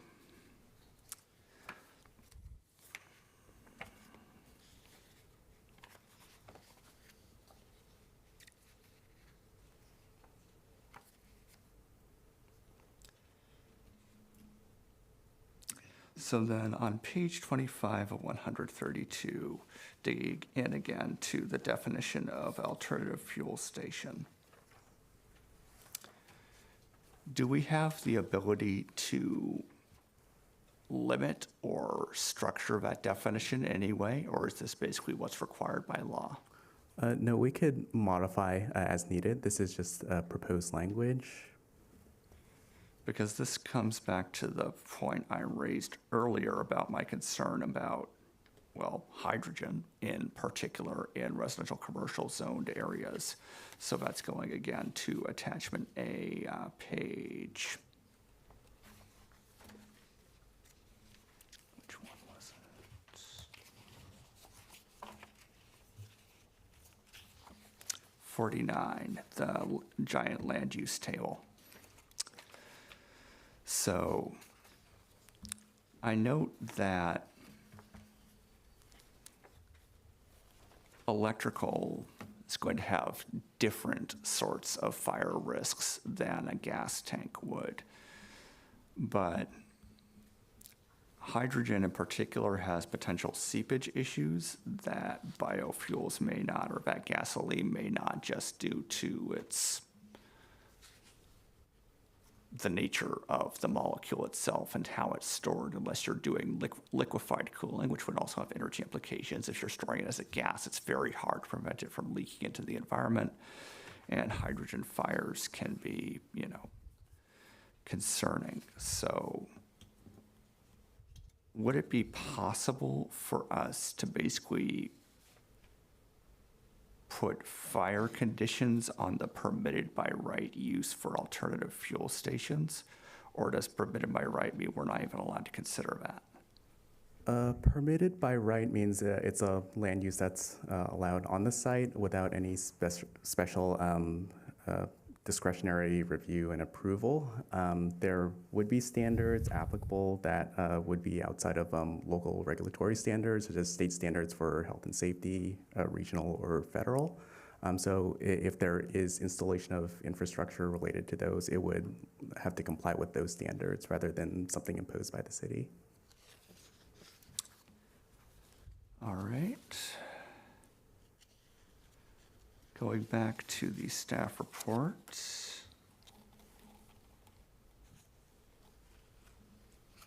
see. So back on page 29 again, 17.34.030C. I guess this is slightly a question for staff rather than a comment, but do you think it would be worthwhile to include basically at the end of this clause a reference to the segments of the code that talk about what happens if there isn't compliance? Like if they don't, then this is going to happen, this is going to happen, this is going to happen. Like refer to section 17.x or whatever, where it actually refers to the relevant code enforcement segments? Or would that create sort of an issue of, oh, we don't mention that elsewhere, therefore it doesn't apply? I think, and Planning Manager Hannum could correct me or offer a suggestion, we could note that it might be subject to code enforcement action, which is what would typically happen anyways for uses that don't comply with the zoning code. Yeah, I mean, that's what I would recommend, excuse me, that if that's something that's, if you wanted to refer to another code section, we would just refer to code enforcement actions, because there's a number of different in chapter 8, there's a number of different sections, and to be honest with this, we might be able to use, we don't want to limit it to one, because there could be maybe one or two sections that they're in violation of. So if we just say in result of code enforcement actions, or result into code enforcement actions, I think that would cover the whole thing. Right, and I'm trying, because I know I made a note somewhere, but I wanted to come back to it for a comment. But it might take me a couple minutes to actually locate it. So can we go ahead and move on to the next commissioner while I'm hunting that down? Sure. We can go ahead and do that. Commissioner Bender. No comments. Commissioner Uch. No comments. Going back to myself, I did have one comment and one suggestion. I am in support of this item, and just one change that I kind of wanted to see, going back to chapter 17.22, this is page 52 of attachment A. I probably would want to see the addition of renewable fuels in there. I don't think that we should necessarily limit ourselves to just those specific ones, but just leave it a little bit more open-ended in case, maybe there's a solar-powered car or a water-powered car, or some other form of transportation that isn't necessarily something that we've defined, but could still be considered like a renewable or like a green technology. So then I would probably suggest adding or renewable fuel, and that's on section 7 of 17.22.02 on page 52.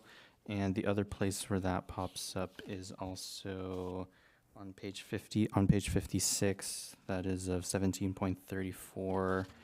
I believe that is section 3. Sort of the top of the page, there's another mentions of alternative fuels, and it has the same hydrogen electric mentions, and I think that one should also be changed to renewable as well. Okay. So that would be fine. Yeah, and we could add that to wherever that shows up in any definitions that are modified. Okay. And then I believe that were yes, those are my only comments. I did have another question that I had missed earlier. This was regarding the setbacks for the pump stations. I'm wondering if that also applies to electric vehicle charging stations, or would that be something that the commission could change? And my thinking behind that is that if you kind of converted a parking lot or a previous station, maybe you might be actually to put some charging infrastructure closer to the street. But just also kind of wanted feedback if that's something that's feasible, or if for safety reasons, like, no, it should still have that 15 feet away from the right of way. So the standard, as it was prepared here, was in the zoning code, and a lot of these sites where they would be permitted or conditionally permitted, for alternative fuel stations, it would be permitted uses. They would refer to many setback standards in the 3-corridor specific plan instead. So those are pretty generous, actually. Could be Okay. 0 to whatever. For just electrical vehicle charging stations, like as standalone and not necessarily as a primary use of the site, those are just governed by just typical building code requirements generally. Okay. So yeah. Okay. Yeah, that answers my question. I was just thinking of like, if this moves forward, then, like that could be a way to potentially maximize space, space for available chargers. I believe that's all the questions that I have. I'll go back to my colleagues on the commission. Yes, Vice Chair Menace. Yes, so I managed to track down a couple of things. So first, going back to the thing I was looking for, on page 24 of the suggestion packet, going over to the staff report, going over 17.12.080B, the as otherwise required in this title, and staff talked a bit about height and fence and so on. Would it be possible to basically state more clearly what all is being gathered in the scope of as otherwise required in this title for the staff report to the council? Because I know that staff knows what all is going to be covered in that, but I don't think most other people will. And I think that that's going to be potentially a point of concern when you have a relatively broad change encompassing a bunch of different things. And then secondly, going back to page 52 in attachment A, the allowed use definitions. So I know that we're only seeing a subset of the definitions. Do we define fossil fuels anywhere in this segment? I don't believe we define it. We can include a definition, though. Because I think that part of what Chair Sandoval is doing with adding in renewable to alternative is to sort of clarify the fossil, not fossil divide. But I think, I don't know, because including gasoline and diesel does imply that there are other fossil fuels that are also excluded. I'm worried about potential federal changes to the definition of fossil fuels in the future. If, like, say, for example, the EPA gets rid of its climate endangerment finding and it says, oh, biodiesel or like 30% ethanol or whatever isn't actually a fossil fuel. So therefore, we define it as an alternative fuel. We just have to go off of that. So would it be possible to have a definition that allows for an expansive definition of fossil fuels, but also clearly defines what we are including in it? So like when we're saying gasoline, when we're saying diesel, we mean these particular things regardless of how definitions may change in the future. I think we can be more detailed in the definition if that's what the commission chooses. If there are federal changes and they're imposed upon the city, we would probably have to follow those specific definitions. Yeah, we would have to amend the code automatically. It just like we've had to do with all the housing, the state federal housing codes. We'd have to do the same thing with that as well. So it's kind of, we can do that and add that definition, but we would probably be required to as a part of any change in any federal or state definition. I still suggest that it would be worthwhile to formally have a definition of what fossil fuels are and maybe even some of the harms they cause. I don't know. Let's see.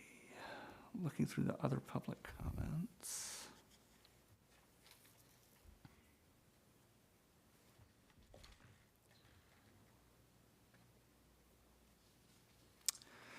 There was one public comment, and this has come up a few times from this commenter and from other commenters, with regards to basically why the APN 80 project went sideways, implying that it was affected by the moratorium, whereas in fact it was not, because it was a project that was put in place before the moratorium took effect. And so as long as they actually used the entitlements, they wouldn't have been impacted by the moratorium in any way. Is that correct? That is correct. Yeah, that's correct. The original entitlement, I believe, was approved in 2020, and then it's been extended. The extension, I think, ended in 2023. Yep.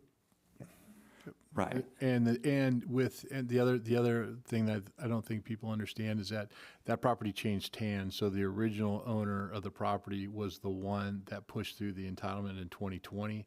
The property was sold in 2022, and then the new owner allowed the entitlement to expire for whatever plans that they have for the center. So that's how the APN, that's how Safeway went away. At least it was a discussion between the property owners. The city had none of the requirements regarding the moratorium were in effect at that point. So it's pretty much a moot point. Right. I just bring this up because it's not just from this commenter. I've heard it from several people over the years, basically saying that, oh, the moratorium caused Safeway to become this blighted site. And no, they're not linked. The owner could have built a giant gas station under the terms of their entitlement. They chose not to exercise them. Right. As a result of their not exercising them, Safeway decided to eventually close down the site entirely, leading to blight. It's not linked. No. And I guess I'll keep on saying that when this comes back up again, because I suspect it will, but just wanted to highlight that. And then I also wanted to note that, the commenter also mentioned there were a few sites that were grandfathered in, like, some of the gas stations, Union 76 and Valero, that were grandfathered in because they got started before the moratorium went into effect. Same deal with Safeway. Let's see. Well, if I can add, the Valero station or the 76 station, those entitlements were well before the moratorium.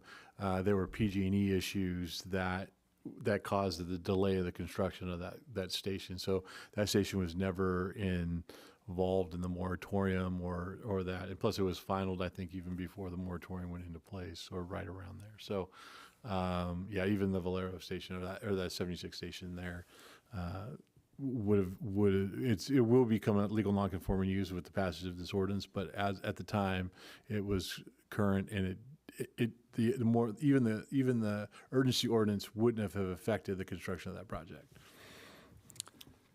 Right, because generally speaking, there's a bias towards letting things that already existed before our law continue as they are, Right.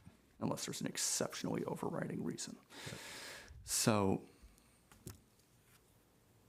I'd also note, because it seems like there's, again, some confusion over the overall scope of this ordinance and the associated adjustments, that this doesn't shut down any existing gas stations. All the 21,000 vehicles that are passing through Pinole can still continue to get gas just as they do today. And I'd note, if you look at the survey, which did have several comments that were relatively negative to the ordinance, but even then, in the quantitative portions of the survey, like on page 99, you'll note that only 11% of the respondents found it even somewhat difficult to access a gas station within or near Pinole when they needed fuel, based on our existing outlay of gas. On page 100, again, when purchasing fuel in Pinole, how would you describe typical wait times at gas stations? Again, only 11% say even somewhat long, 1% says very long, 3% says they don't buy fuel in Pinole at all. So if you add all that up, that's only 15% saying even worse than average. So I think that would clearly indicate that our existing network of stations that continues to be permitted provides an adequate support base for the cars that are passing through the city. And over time, hopefully, as we shift over to more electric vehicles and infrastructure, given, of course, the changes at federal and state level with various mandates and supports and so on, but the number of internal combustion powered vehicles on the streets will drop, and so the need for those stations will likewise drop over time.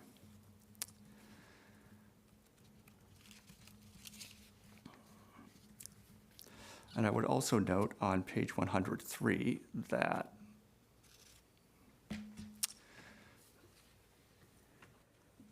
even given the broader concerns over basically the practicality of this project or its infringement on the free market and so on and so forth, most respondents did note that,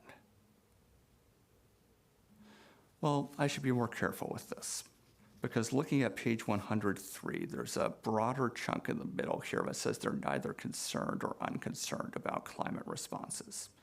So let's assume that the 20% that said they weren't really concerned can reasonably be defined as not that concerned, and shift them over to the 5% somewhat unconcerned and 11% not concerned at all. Even then, that's only 36% that aren't particularly concerned. 40% are very concerned. 24% are at least somewhat concerned about greenhouse gas emissions related to transportation.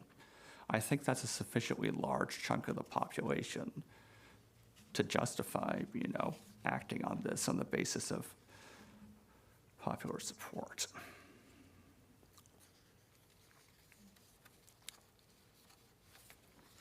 With regards to alternative fueling stations, I do have some concerns. On page 105, tying back into the public comment, it is fair to note that the vast majority of vehicles at present do rely primarily on gasoline for fuel.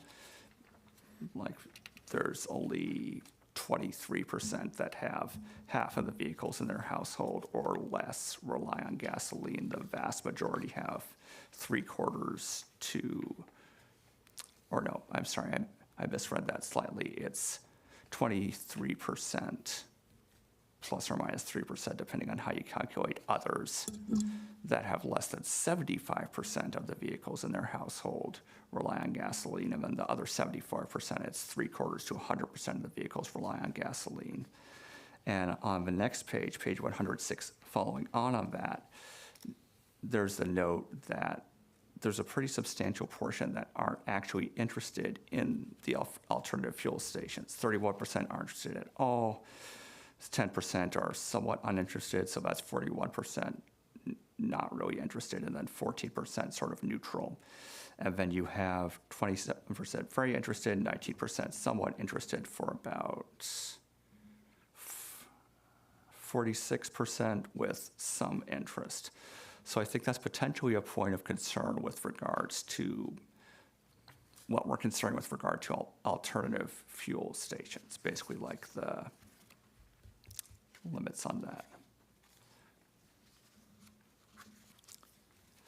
And then sort of the final point with regards to the survey segment is that on page 107, 50% of the respondents said they had concerns about limiting or prohibiting new gas stations at Pinole, and 11% said they weren't sure, and 39% said that no, they didn't have those concerns, which I think is interesting given some of the earlier responses of a survey, which you think would lead people to be more positive about the idea. So I think page 105 is a significant impact on that.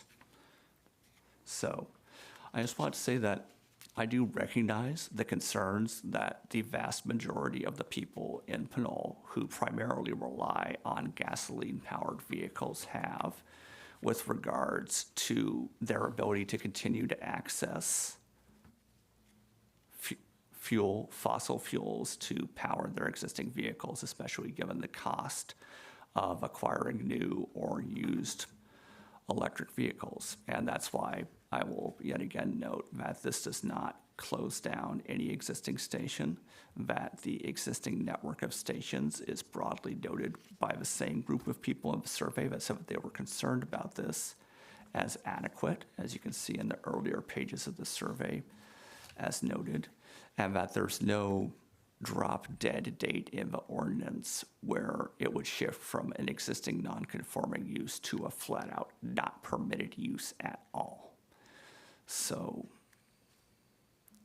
I think it's fair to say, and I'm sure my fellow commissioners can echo or contradict my point if they like, that we recognize the concerns the public has about this, but their concerns, I think, about something that this resolution, ordinance, and specific plan amendments don't actually do. It might become a problem in the future if a bunch of sites close down, but I think the most likely reason that those sites would close down is because the free market that's mentioned in so many of these survey responses made it so that there were few enough internal combustion vehicles on the streets that it was no longer profitable to own and maintain the gas stations, and so those closed down naturally. And by that point, presumably, non-internal combustion vehicles would have dropped sufficiently in price that the affordability concern would no longer be there. Thank you. No, unfortunately, the public hearing is closed at this time. Thank you. Yes, Commissioner Lam Julie. For staff, do we know how much tax revenue we actually receive from the gas stations? Like, because I believe the revenue generated from grocery stores is also pretty minuscule as well. Just wondering if we had that data. We have the data. We don't have it with us tonight, but it's in the budget. I mean, the budget outlines all the gas tax funds that we receive out of there. I just don't have that number, but it's in the, if people want to look, it's in the budget. Okay. Thank you. I'm complete. Any other comments from the commission at this time? No? Okay. So with that, I think that we are ready to craft a motion on this item. Me personally, I think I would just like to see the addition of renewable fuels. I think that also would capture potentially other new types of fuels that a service station or alternative fuel station would be able to adapt to. And I'm wondering if there are any other additions or changes that we would like to see in the language before we make a motion. Yes, Vice Chairman. There's one point I want to make briefly because I went ahead and looked back at the agenda packet for a prior city council meeting, the CAFR, which shows taxable sales by category for the last 10 fiscal years. You can see this in the council's agenda packet for, I believe, the prior meeting. And on page 474, it goes into taxable sales by category. And you can note that fuel and service stations as a business group, which includes not just the sale of gas, but also the sale of convenience store goods and so on and so forth, reaches a peak of about 412,186 point of sale total in 2020-21, and it's declined to 300, sorry, I need to zoom in a bit on the PDF, 335,807 in fiscal year 24-25, which is considerably less than the general consumer goods category or the restaurants and hotels category, and is coming close to matching the building and construction category. And of course, food and drugs is also higher. So while it is a substantial portion of the city's economic base, I wouldn't say it's the highest. I'd say it's towards the lower end of the middle based on the data that's available.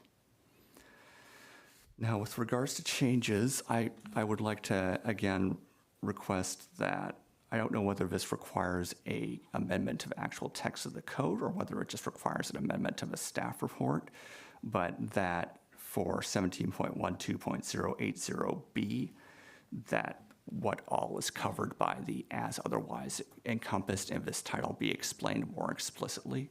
I assume that'll be more a question for staff as to whether it would be better fit in the staff report or in the text of the thing itself.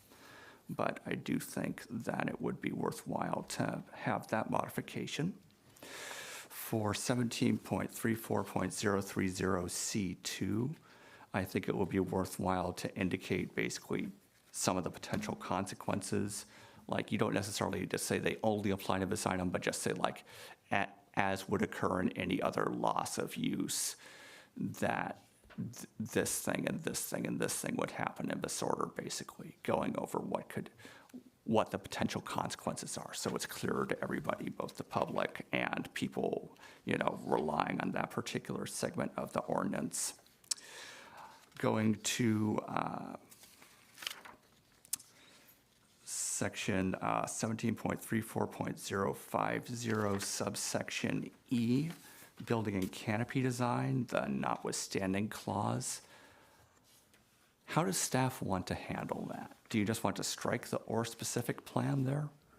I was looking at it a little closer, actually, and then, let's see, notwithstanding other requirements in the zoning or specific plan. So the maximum height for all service station buildings, it might be okay to leave that, as the specific plan does have different height standards depending on the zoning district and the sub areas that might be higher than this. The 25 feet might not capture all types of buildings. So what I had originally thought was just, the gas canopies or the fueling canopies. It could be other major buildings on site, also associated with the fueling. Right, I mean, it does say all service station buildings, including the canopy, so it's not just the canopy, it's also convenience stores and whatever. Well, if I could add, Vice Chairman, the other thing is that we do have gas stations within the regional commercial zone district, which is outside of the specific plan. So that standard would associate to those stations that are within the regional commercial zone district. So if there is a standard in the specific plan already set, then that's the standard that we would use for those stations that are within the 3-corridor specific plan. So that's why that's why we kind of have to have both. I mean, the way it's reading, it needs to kind of be a little vague because we do have two different areas. One is non-specific plan, the other is specific plan, and they have different standards within those plans, within those codes. I can see your point with regards to the notwithstanding any of the requirements of the zoning code, so that just hits the RC areas, whatever. But it sounds like what you're saying is that even though this is a notwithstanding clause that states it overrides specific plans, that the specific plan would still govern. If the state, you mean the state? No, the text of what's written there, it says, notwithstanding any other requirements in the zoning code or specific plan, the maximum height for all service station buildings, including canopy, shall be 25 feet. Yeah, I think I could see what Vice Chair Menace means, that this might provide an unnecessary restriction to heights that would otherwise be provided in the specific plan. Is that kind of what you had in mind? In which case, we could probably strike the specific plan part, since that would take precedence over the zoning code. Because going back to the text of the actual thing itself, so going away from the staff report a bit and going back to the text, so page 57 here, right above E, you've got C, where it says that, where the site is located within the 3-corridor specific plan area, the development standards of the specific plan shall apply. So that's, what you would typically expect. Zoning code gets superseded by the specific plan. Here, because you're adding the text or specific plan, because the notwithstanding any other requirements of the zoning code is already there, you're specifically saying for service stations and alternative fuel stations, even if there's a different requirement in the specific plan, this says the maximum is 25 feet. Yeah, so I could see that interpretation, and it might be best to just strike that addition for the or the specific plan. Yeah, because like that's a point of concern for me, because you get into sort of those loops. Which governs the specific plan, which overrides the zoning code, or the zoning code, which says it Right. overrides specific plan? Right. Right. I mean, I'm not an attorney, this isn't legal advice, but it sure seems like an infinite loop. And then we already went over how K modifies the lighting study bit, so.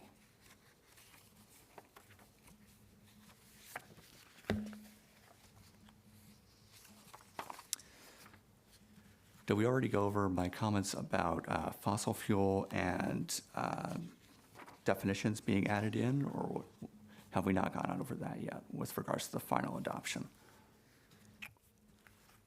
I don't think we have clarity on Yeah, I that mean, yet. the way I understood it was that we would just be adding a definition of what fossil fuels are. Right. Right. Okay. So we just add that. So just that what a fossil fuel is. Yeah, just be clear on what a new fossil fuel, then we can come back to it later. I don't think that's very likely, though. Just being clear, because we're talking about what alternative fuels are, and I know that Chair Sandoval wanted to have some more clarity on what those things are while still leaving the relatively expansive definition. So likewise, I want some more clarity on what fossil fuels are, while also still leaving the relatively expansive bar. Same deal. Let's see, did I have any other comments? If I may make a recommendation for that specific one, and sorry to interrupt, I think for both clarity and vagueness, I think just leaving it as fuels derived from, like, fuels that are derived from, not from like fossil fuels or petroleum-based, like petroleum-based fuels, because I'm kind of thinking of both gasoline and diesel can technically both be renewable, in the sense that if you have carbon captured gasoline, that's in a way that's technically renewable, or biodiesel, which is it's kind of like, it's fuel derived from some sort of biological thing, but in essence is being used in the same way as a fossil fuel.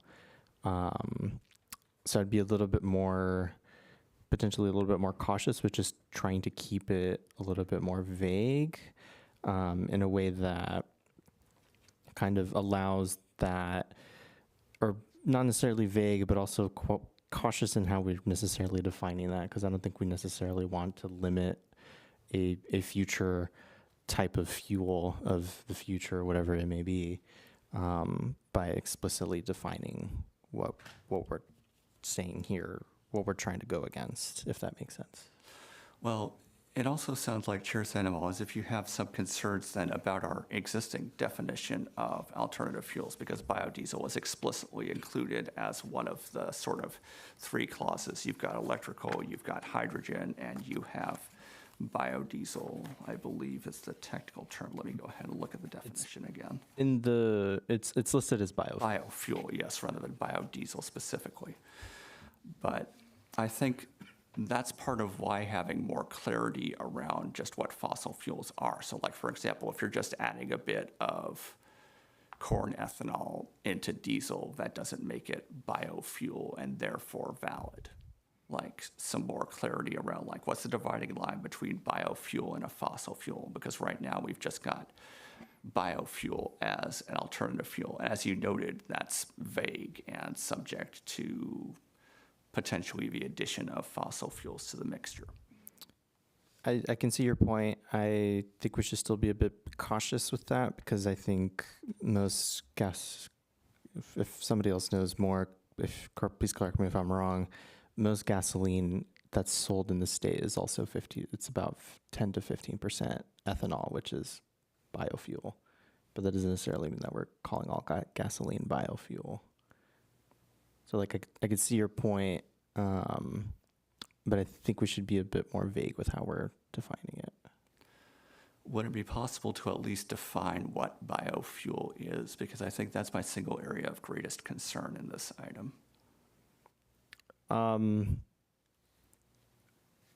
I'd be cautious a little bit cautious with that, just because there's a lot of different fuels that have contain different percentages of alcohol or ethanol that are used in different scenarios.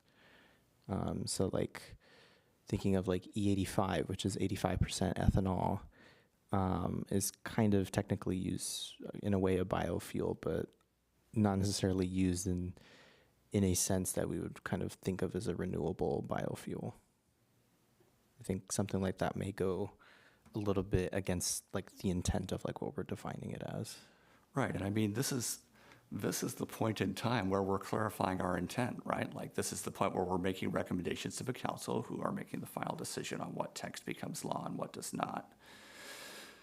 As to, you know, what do we say fossil fuels are? What do we say various things are? And I know that we're adopting at least some of the alternative fuel station definitions from state and federal law mandates because of how the uses are permitted rather than conditional. So could we note down basically what those definitions are that we're required to use, assuming that some of them are like, you know, like biofuel is explicitly defined as a kind of alternative fuel source in state code X? We could do some research on whether there are specific definitions in state code that we could draw from, if that's the direction you'd like us to go with that. Me personally, I'd be open to, if we want to define like fossil fuel, we could define it as a petroleum-based fuel. If that makes if that makes a little bit more sense for what you're trying to define it as. I don't know if we'd want to go necessarily that narrow is the thing, because some people do still burn coal. So I do think it would be worthwhile to have a proper definition, ideally, of biofuel and of fossil fuels as well. We don't need to go super complicated into what the definition is, but I do think that where we're defining all these things, that we should also define what we mean when we're saying fossil fuel and alternative fuel, because I can see that if we don't, somebody could say, okay, so I'm doing 90 or 95% ethanol and 5% gasoline. Is that a biofuel? Does the city say, well, no, it doesn't say. So then,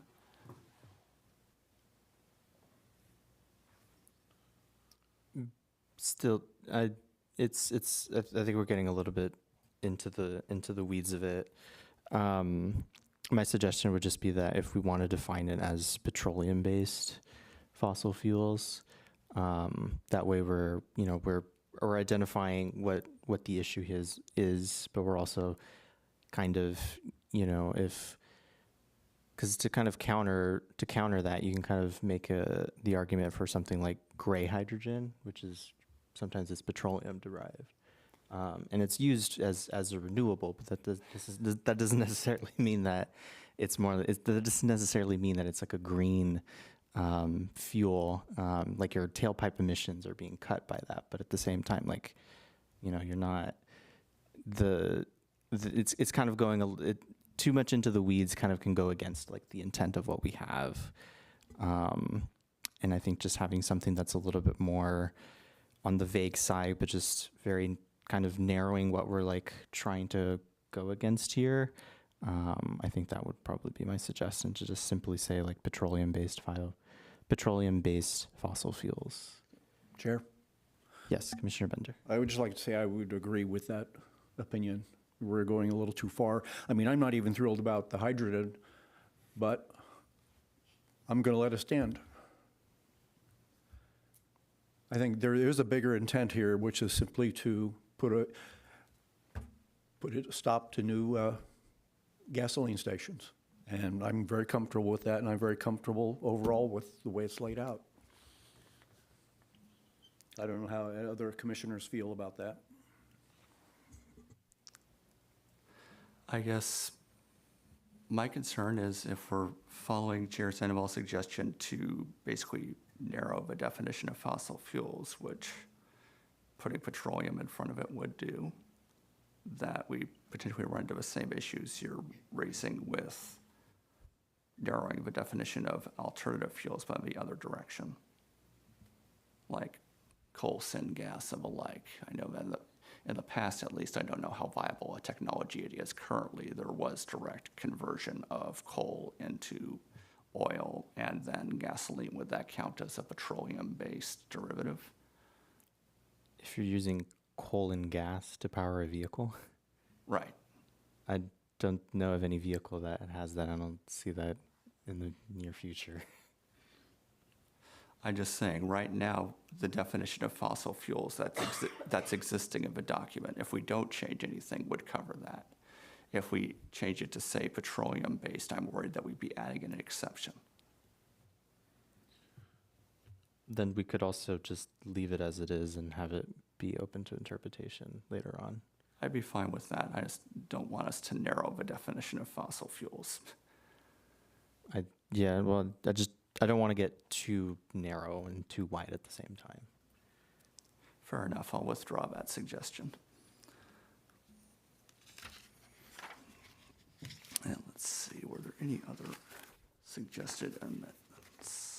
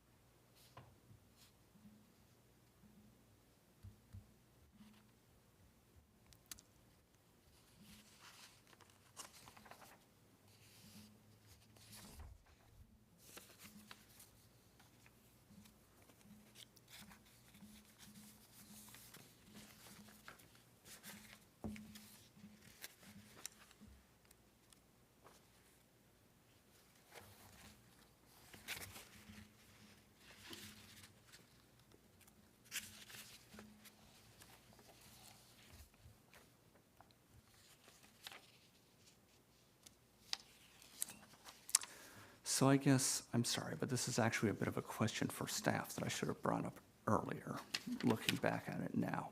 But going to the specific plan segments, where we're talking about land use and development standards, because it says we're shifting from conditional use permit to permitted by right. But sometimes for some specific plan areas and sub-areas, a given use like OPMU or CMU is permitted.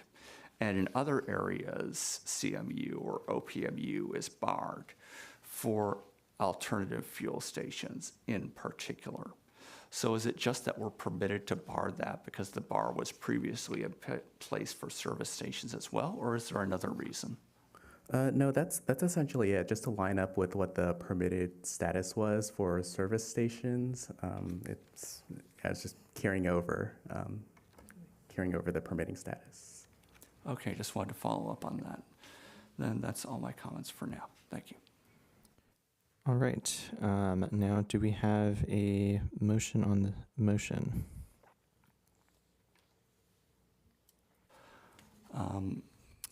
I request that staff repeat back the requested amendments to the text that have been noted so far.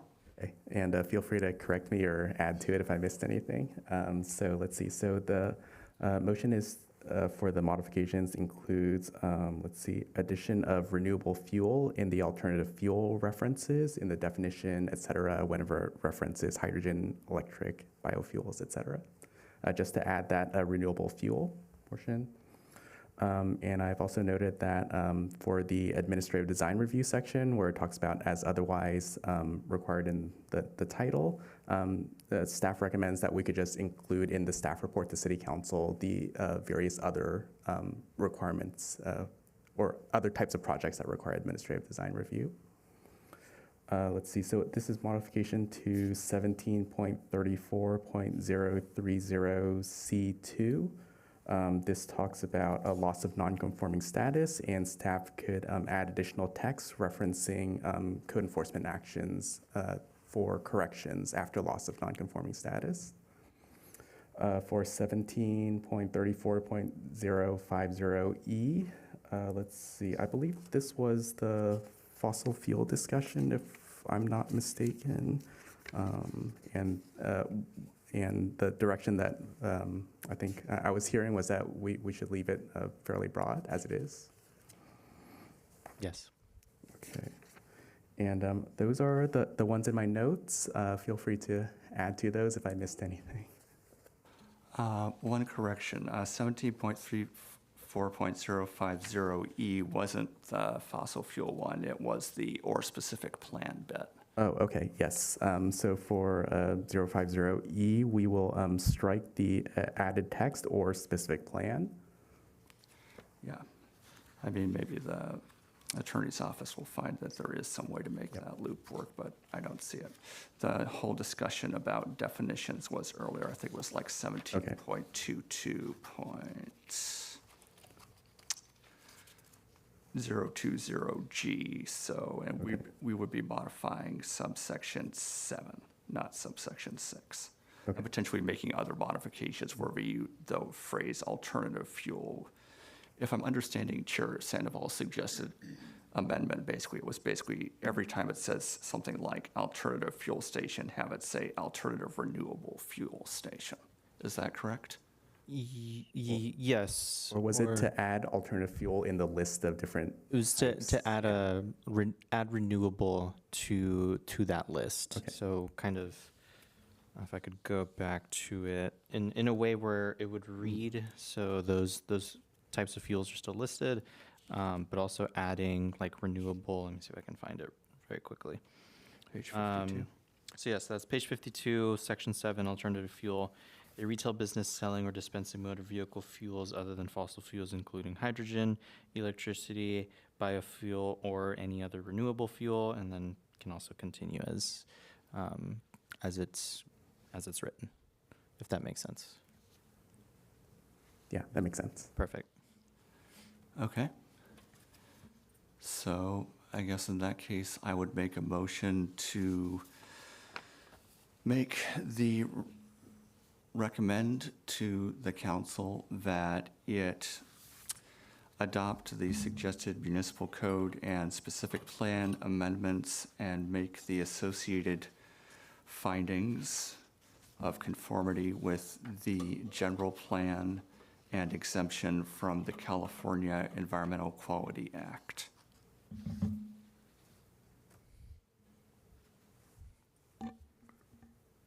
Just for clarification, that motion would be correct, right? There's clarity on that. Yeah, I believe so. So the motion is to adopt the resolution with the suggested modifications that were listed. Okay. Right? Perfect. Yes. Yes, I'll second Okay. that. Planning Manager Hannum, if we could please have a roll call.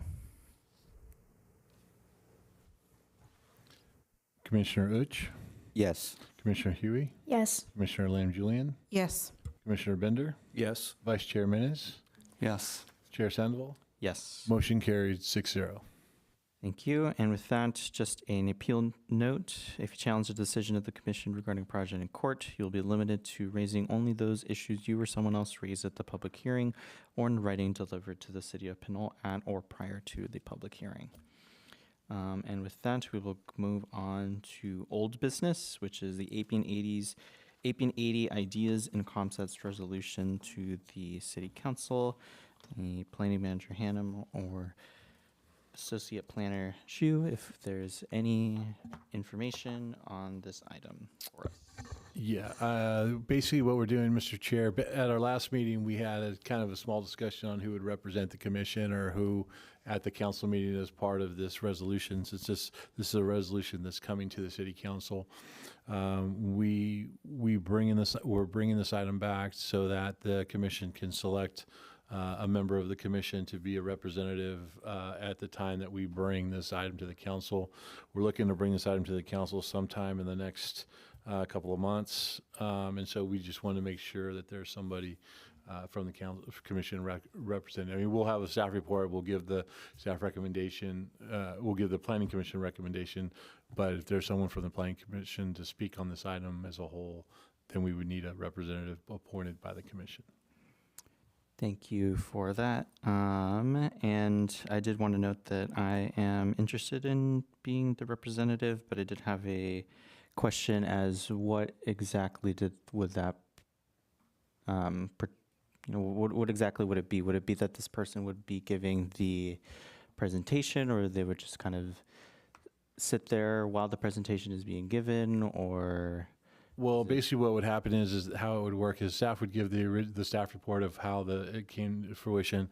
And at that point, either I would turn it over to the Planning Commission representative for further discussion on the item, or if you had any questions or anything, I'd refer to the Planning Commissioner who's representing the commission on that. And if you had comments based on what was approved by the commission to be in favor of or against what the council is doing, you would have the ability to do that because you've had the vote of the council to act on their behalf. Thank you for the clarification. Are there any other questions from the commission on this item? No? No, I was just going to say, to me, it would make sense that chair would be there, as well as the fact that you were sort of the author of this, or the instigator. That is also correct, yes. And at least you're off the hook, or you're not presenting an actual project, so. It's true. Just ideas for a project. I was going to agree with Commissioner Bender. I wouldn't mind presenting this, but you are the chair, and this was your idea, so it's reasonable that, you be the one to present it and explain how various things worked together and so on. Thank you. I appreciate the kind words. If there's anything specific anything specific that we want to bring up, I think now would be kind of a good time to talk about that, what we kind of do with that. I guess with that, do we have any public comment on this item before we take any action? No hands raised online. Okay, and with that, I will make a motion to. Question? Yes, go for it. So what if, say, we elect a person to represent the commission to go? Let's say I want to just be present to observe. Would I just be, would it be like a conflict of interest, even if I'd state I'm here just as a private citizen?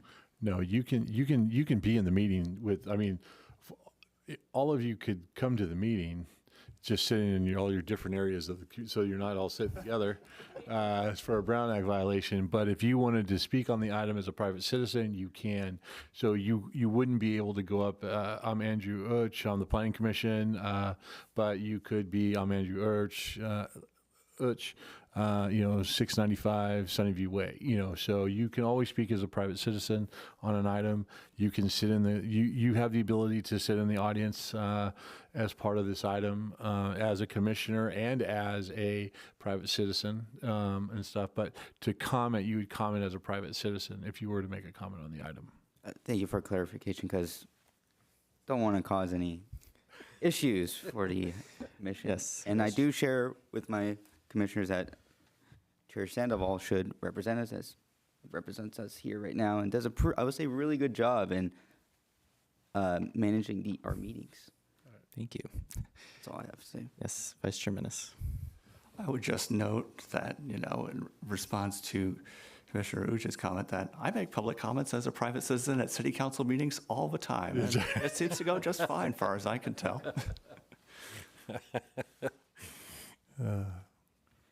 All right, and with that, I will make a motion to appoint myself, Chair Sandoval, as the representative to the Planning Commission to present the AP 80 ideas and concepts resolution to the City Council.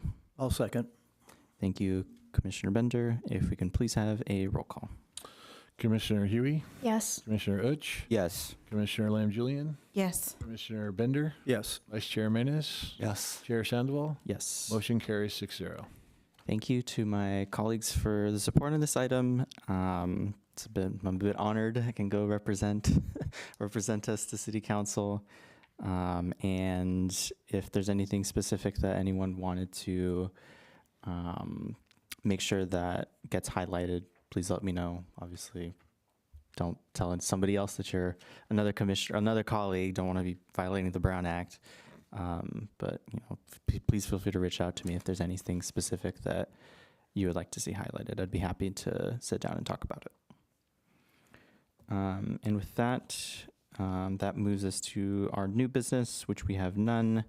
Then we move on to the city planners report. Planning Manager Hannum, do you have anything to report to us Tonight, I don't have a lot tonight. I've been out for a couple weeks dealing with some family issues, so I've kind of lost track of things.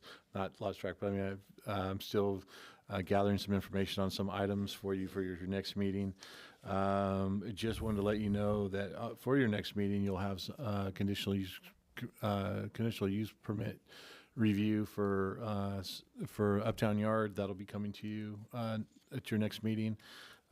All want to thank the commission for all their hard work on the safety and EJ elements now that they're adopted and in full swing. So we'll get those online, get all those new documents online and with our general plan. In terms of development projects, we're continuing to work on Appian Village. They're continuing to move forward with projects or their buildings, and that. So we did the ballot, of course, for the LLD, which was kind of interesting. Never seen that before, but we finally got a yes vote out of them and for that, and so that will go into process. And now their next step is just building out their buildings and selling their products. So we have been in contact with the owners of the Kmart building, and I know they're moving forward. I think they're moving forward with demolition of the building. I don't know if they've submitted a permit. However, they're going through a bunch of comments and reviews from the other departments. So that's going through the process. So that would be the next project if they decide to build. They have the extension of their entitlement has been extended to October of this year, October 2026. So we'll be looking to them to move forward there. The Pinole Shores project, the property owners are putting together their building plans. They thought they would have them to us before or right after Christmas and New Year's, but so we'll be working with them to see what their progress is on that building as well, because they've got entitlement. They've got to exercise their permit as part of their entitlement. So we'll be working with them to get that project moving again. Other than that, unless you have any questions on anything, I'd be happy to answer any questions. Justin, do you have anything off? Well, at an upcoming meeting, I believe we're coordinating with the Public Works Department on a subdivision map, a parcel map for someone that wants to dedicate some land to the city. So that would be coming to the Planning Commission in the next 1 or 2 meetings. Yeah. Oh, interesting. Mm-hmm. Look forward to that. Any questions from the commission for Planning Manager Hannum? Yes. Commissioner Lamb-Julian. LLD, which one was that one? That was a lighting landscaping assessment district for Appian Village. We had to create a new one as part of their conditions of approval that you approved back in 2021. They were to annex into the existing LLD. However, because of the nature of the the ones that we do have is for the Gateway project. So those really weren't. They didn't really connect. So we did their own district regarding them, which allows the city to charge the residents an assessment for the lighting and landscaping, traffic signal, all those types of improvements, a proportionate share of that. So, Any other questions for Planning Manager Hannum? Yes, Vice Chair Menace. Just a brief one. You mentioned the clock on the entitlements for the Kmart. If they start the demolition before October, that would basically keep the clock going, right?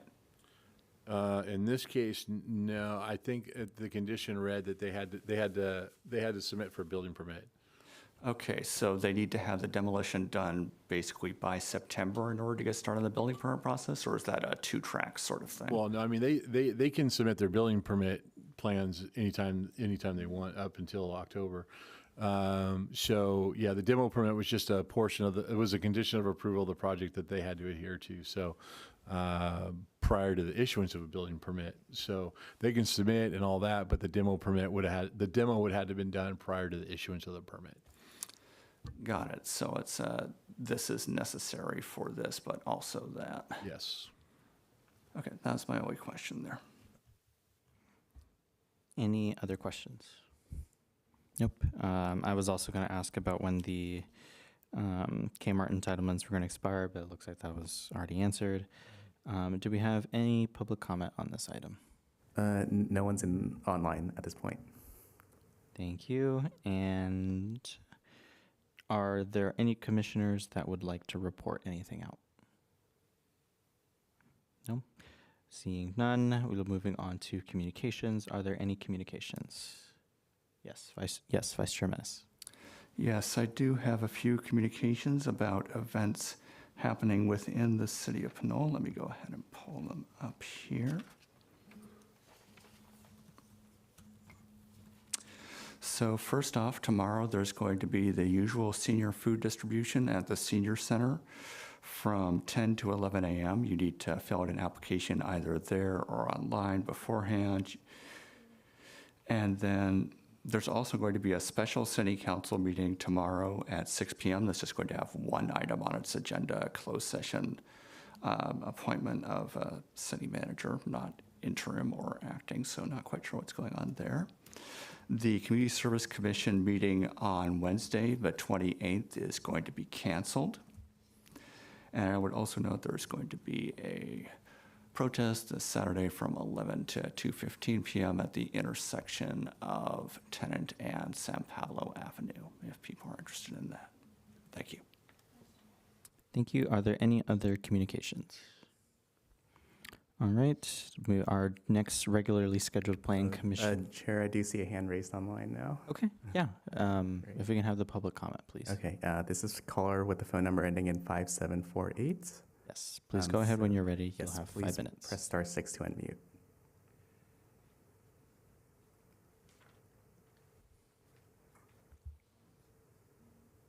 Hello, can you hear me?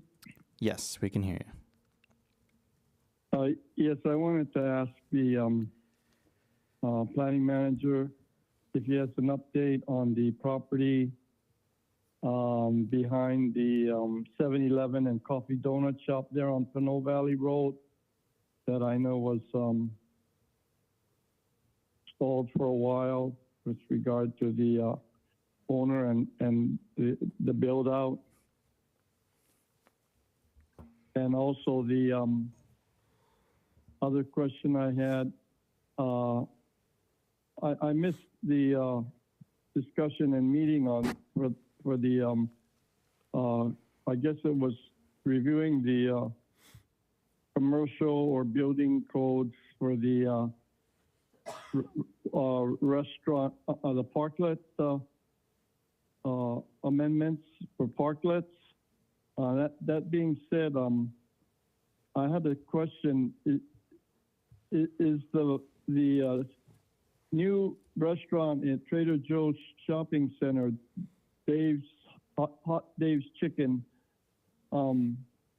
It seems to me that for some reason or another, it's either them or they're adjoining businesses in that whole corridor there are possibly violating some kind of public access code, and I wonder if that can be checked on. Where now it seems that they have taken over that sidewalk, Dave's Chicken, and some of the other retailers from the Chipotle store all the way down to Trader Joe's, and have put more and more outdoor tables there, chairs. In fact, Dave's, I think, with their build out, they put like 5 big oblong red wrought iron tables and chairs, obstructing about 40 to 50% of the sidewalk that was the existing sidewalk before. And it gets really busy and crowded there in the evenings and on weekends. And I don't think the public should have to deal with tripping or bumping into the tables and chairs all along the sidewalk there. And on that related note, there's also some question regarding the sawhorse boards or bulletin boards that different restaurants and businesses seem to like to put out as more or less a permanent fixture on the weekends and throughout the week, right in front of their store, obstructing the sidewalk corridors up and down Pinole Valley Road, shopping centers, and a lot on Fitzgerald Drive and Old Town Pinole and San Pablo Avenue businesses are doing that as well. And then there was one storyboard that was put up there permanently by Horton Building Homes out of Hercules, and they had a chain or a heavy cable tied to the telephone pole right in front of Pear Street Bistro for about a year, if not a year and a half, and nobody said boo to that as people were trying to get across the street and access the light switch there and the sidewalk. And they've just finally took it down because I think they were closing the last 2 or 3 houses on that development behind the senior center by the railroad track. But they took that sign down in front of Pear Street Bistro. So we should have more active code enforcement or follow-up with regard to what the rules and regulations are in our city in that regard. And can Mr. Menace comment on his comment from a past meeting, something to do with a lane expansion off of Pinole Valley Road, an on-ramp lane expansion? I didn't understand exactly what lane he was talking about and what kind of expansion was he talking about. 30 seconds. It'd be nice if we had that down there by Jack in the Box. We need an on-ramp lane expansion to help with the flow of traffic. Thank you. Thank you for your comment. I did have a question regarding this comment. If the parklet guidance that we had reviewed, taken guidance on, if that any of that had taken into effect, or if it was a completely different process for. Well, I mean, we do have an outdoor dining regulations that they have to apply by now. I mean, it's not necessarily parklets. So we'll have to take a look at, make sure that that shopping center didn't have an approval for outdoor dining when it was originally approved. And if they didn't, then code enforcement will be going out there and we'll be enforcing that. They can't impede the walkway. They have to have a certain amount of feet behind the tables and chairs. So that's something that we'll check into and go there. I haven't seen the ones at Chipotle. I did see the ones at Hot Dave's Chicken. But we'll take a look at that. Thank you. I appreciate that. And to the caller, I would also recommend reaching out to the city's code enforcement, as that would be the appropriate entity that would be able to respond to that. And then regarding the sawhorses, or basically the A-frames, I know they're not allowed in certain zone districts, so we'll have to take a look. A lot of businesses, they know we're not here on Saturdays and Sundays, and so it's amazing what kind of signs come popping up. And then what happens is, though, they get upset when we come along Monday and just swoop them up. So that's something that we'll be talking to our code enforcement about that as well, especially on Monday morning if we see those A-frames. So. Thank you. I appreciate that. And Vice Chair Menace, did you have a comment on that? Yeah, there were 2 things. First, to address the caller's questions. So the property behind 7-Eleven and the coffee donut shop, the status of that property? Yeah, that project is still ongoing. And I know Justin's been in contact with the property owner a few times. I don't know where he's at on that. I know he was completing a project, but I'm not quite sure where that project stands. Yeah, I know he's been working on another project. Currently, he still has outstanding comments on his grading permit, so we're waiting for him to respond. Okay. All right. So we'll have to get in touch with him and to get things moving. So that's kind of status on that project.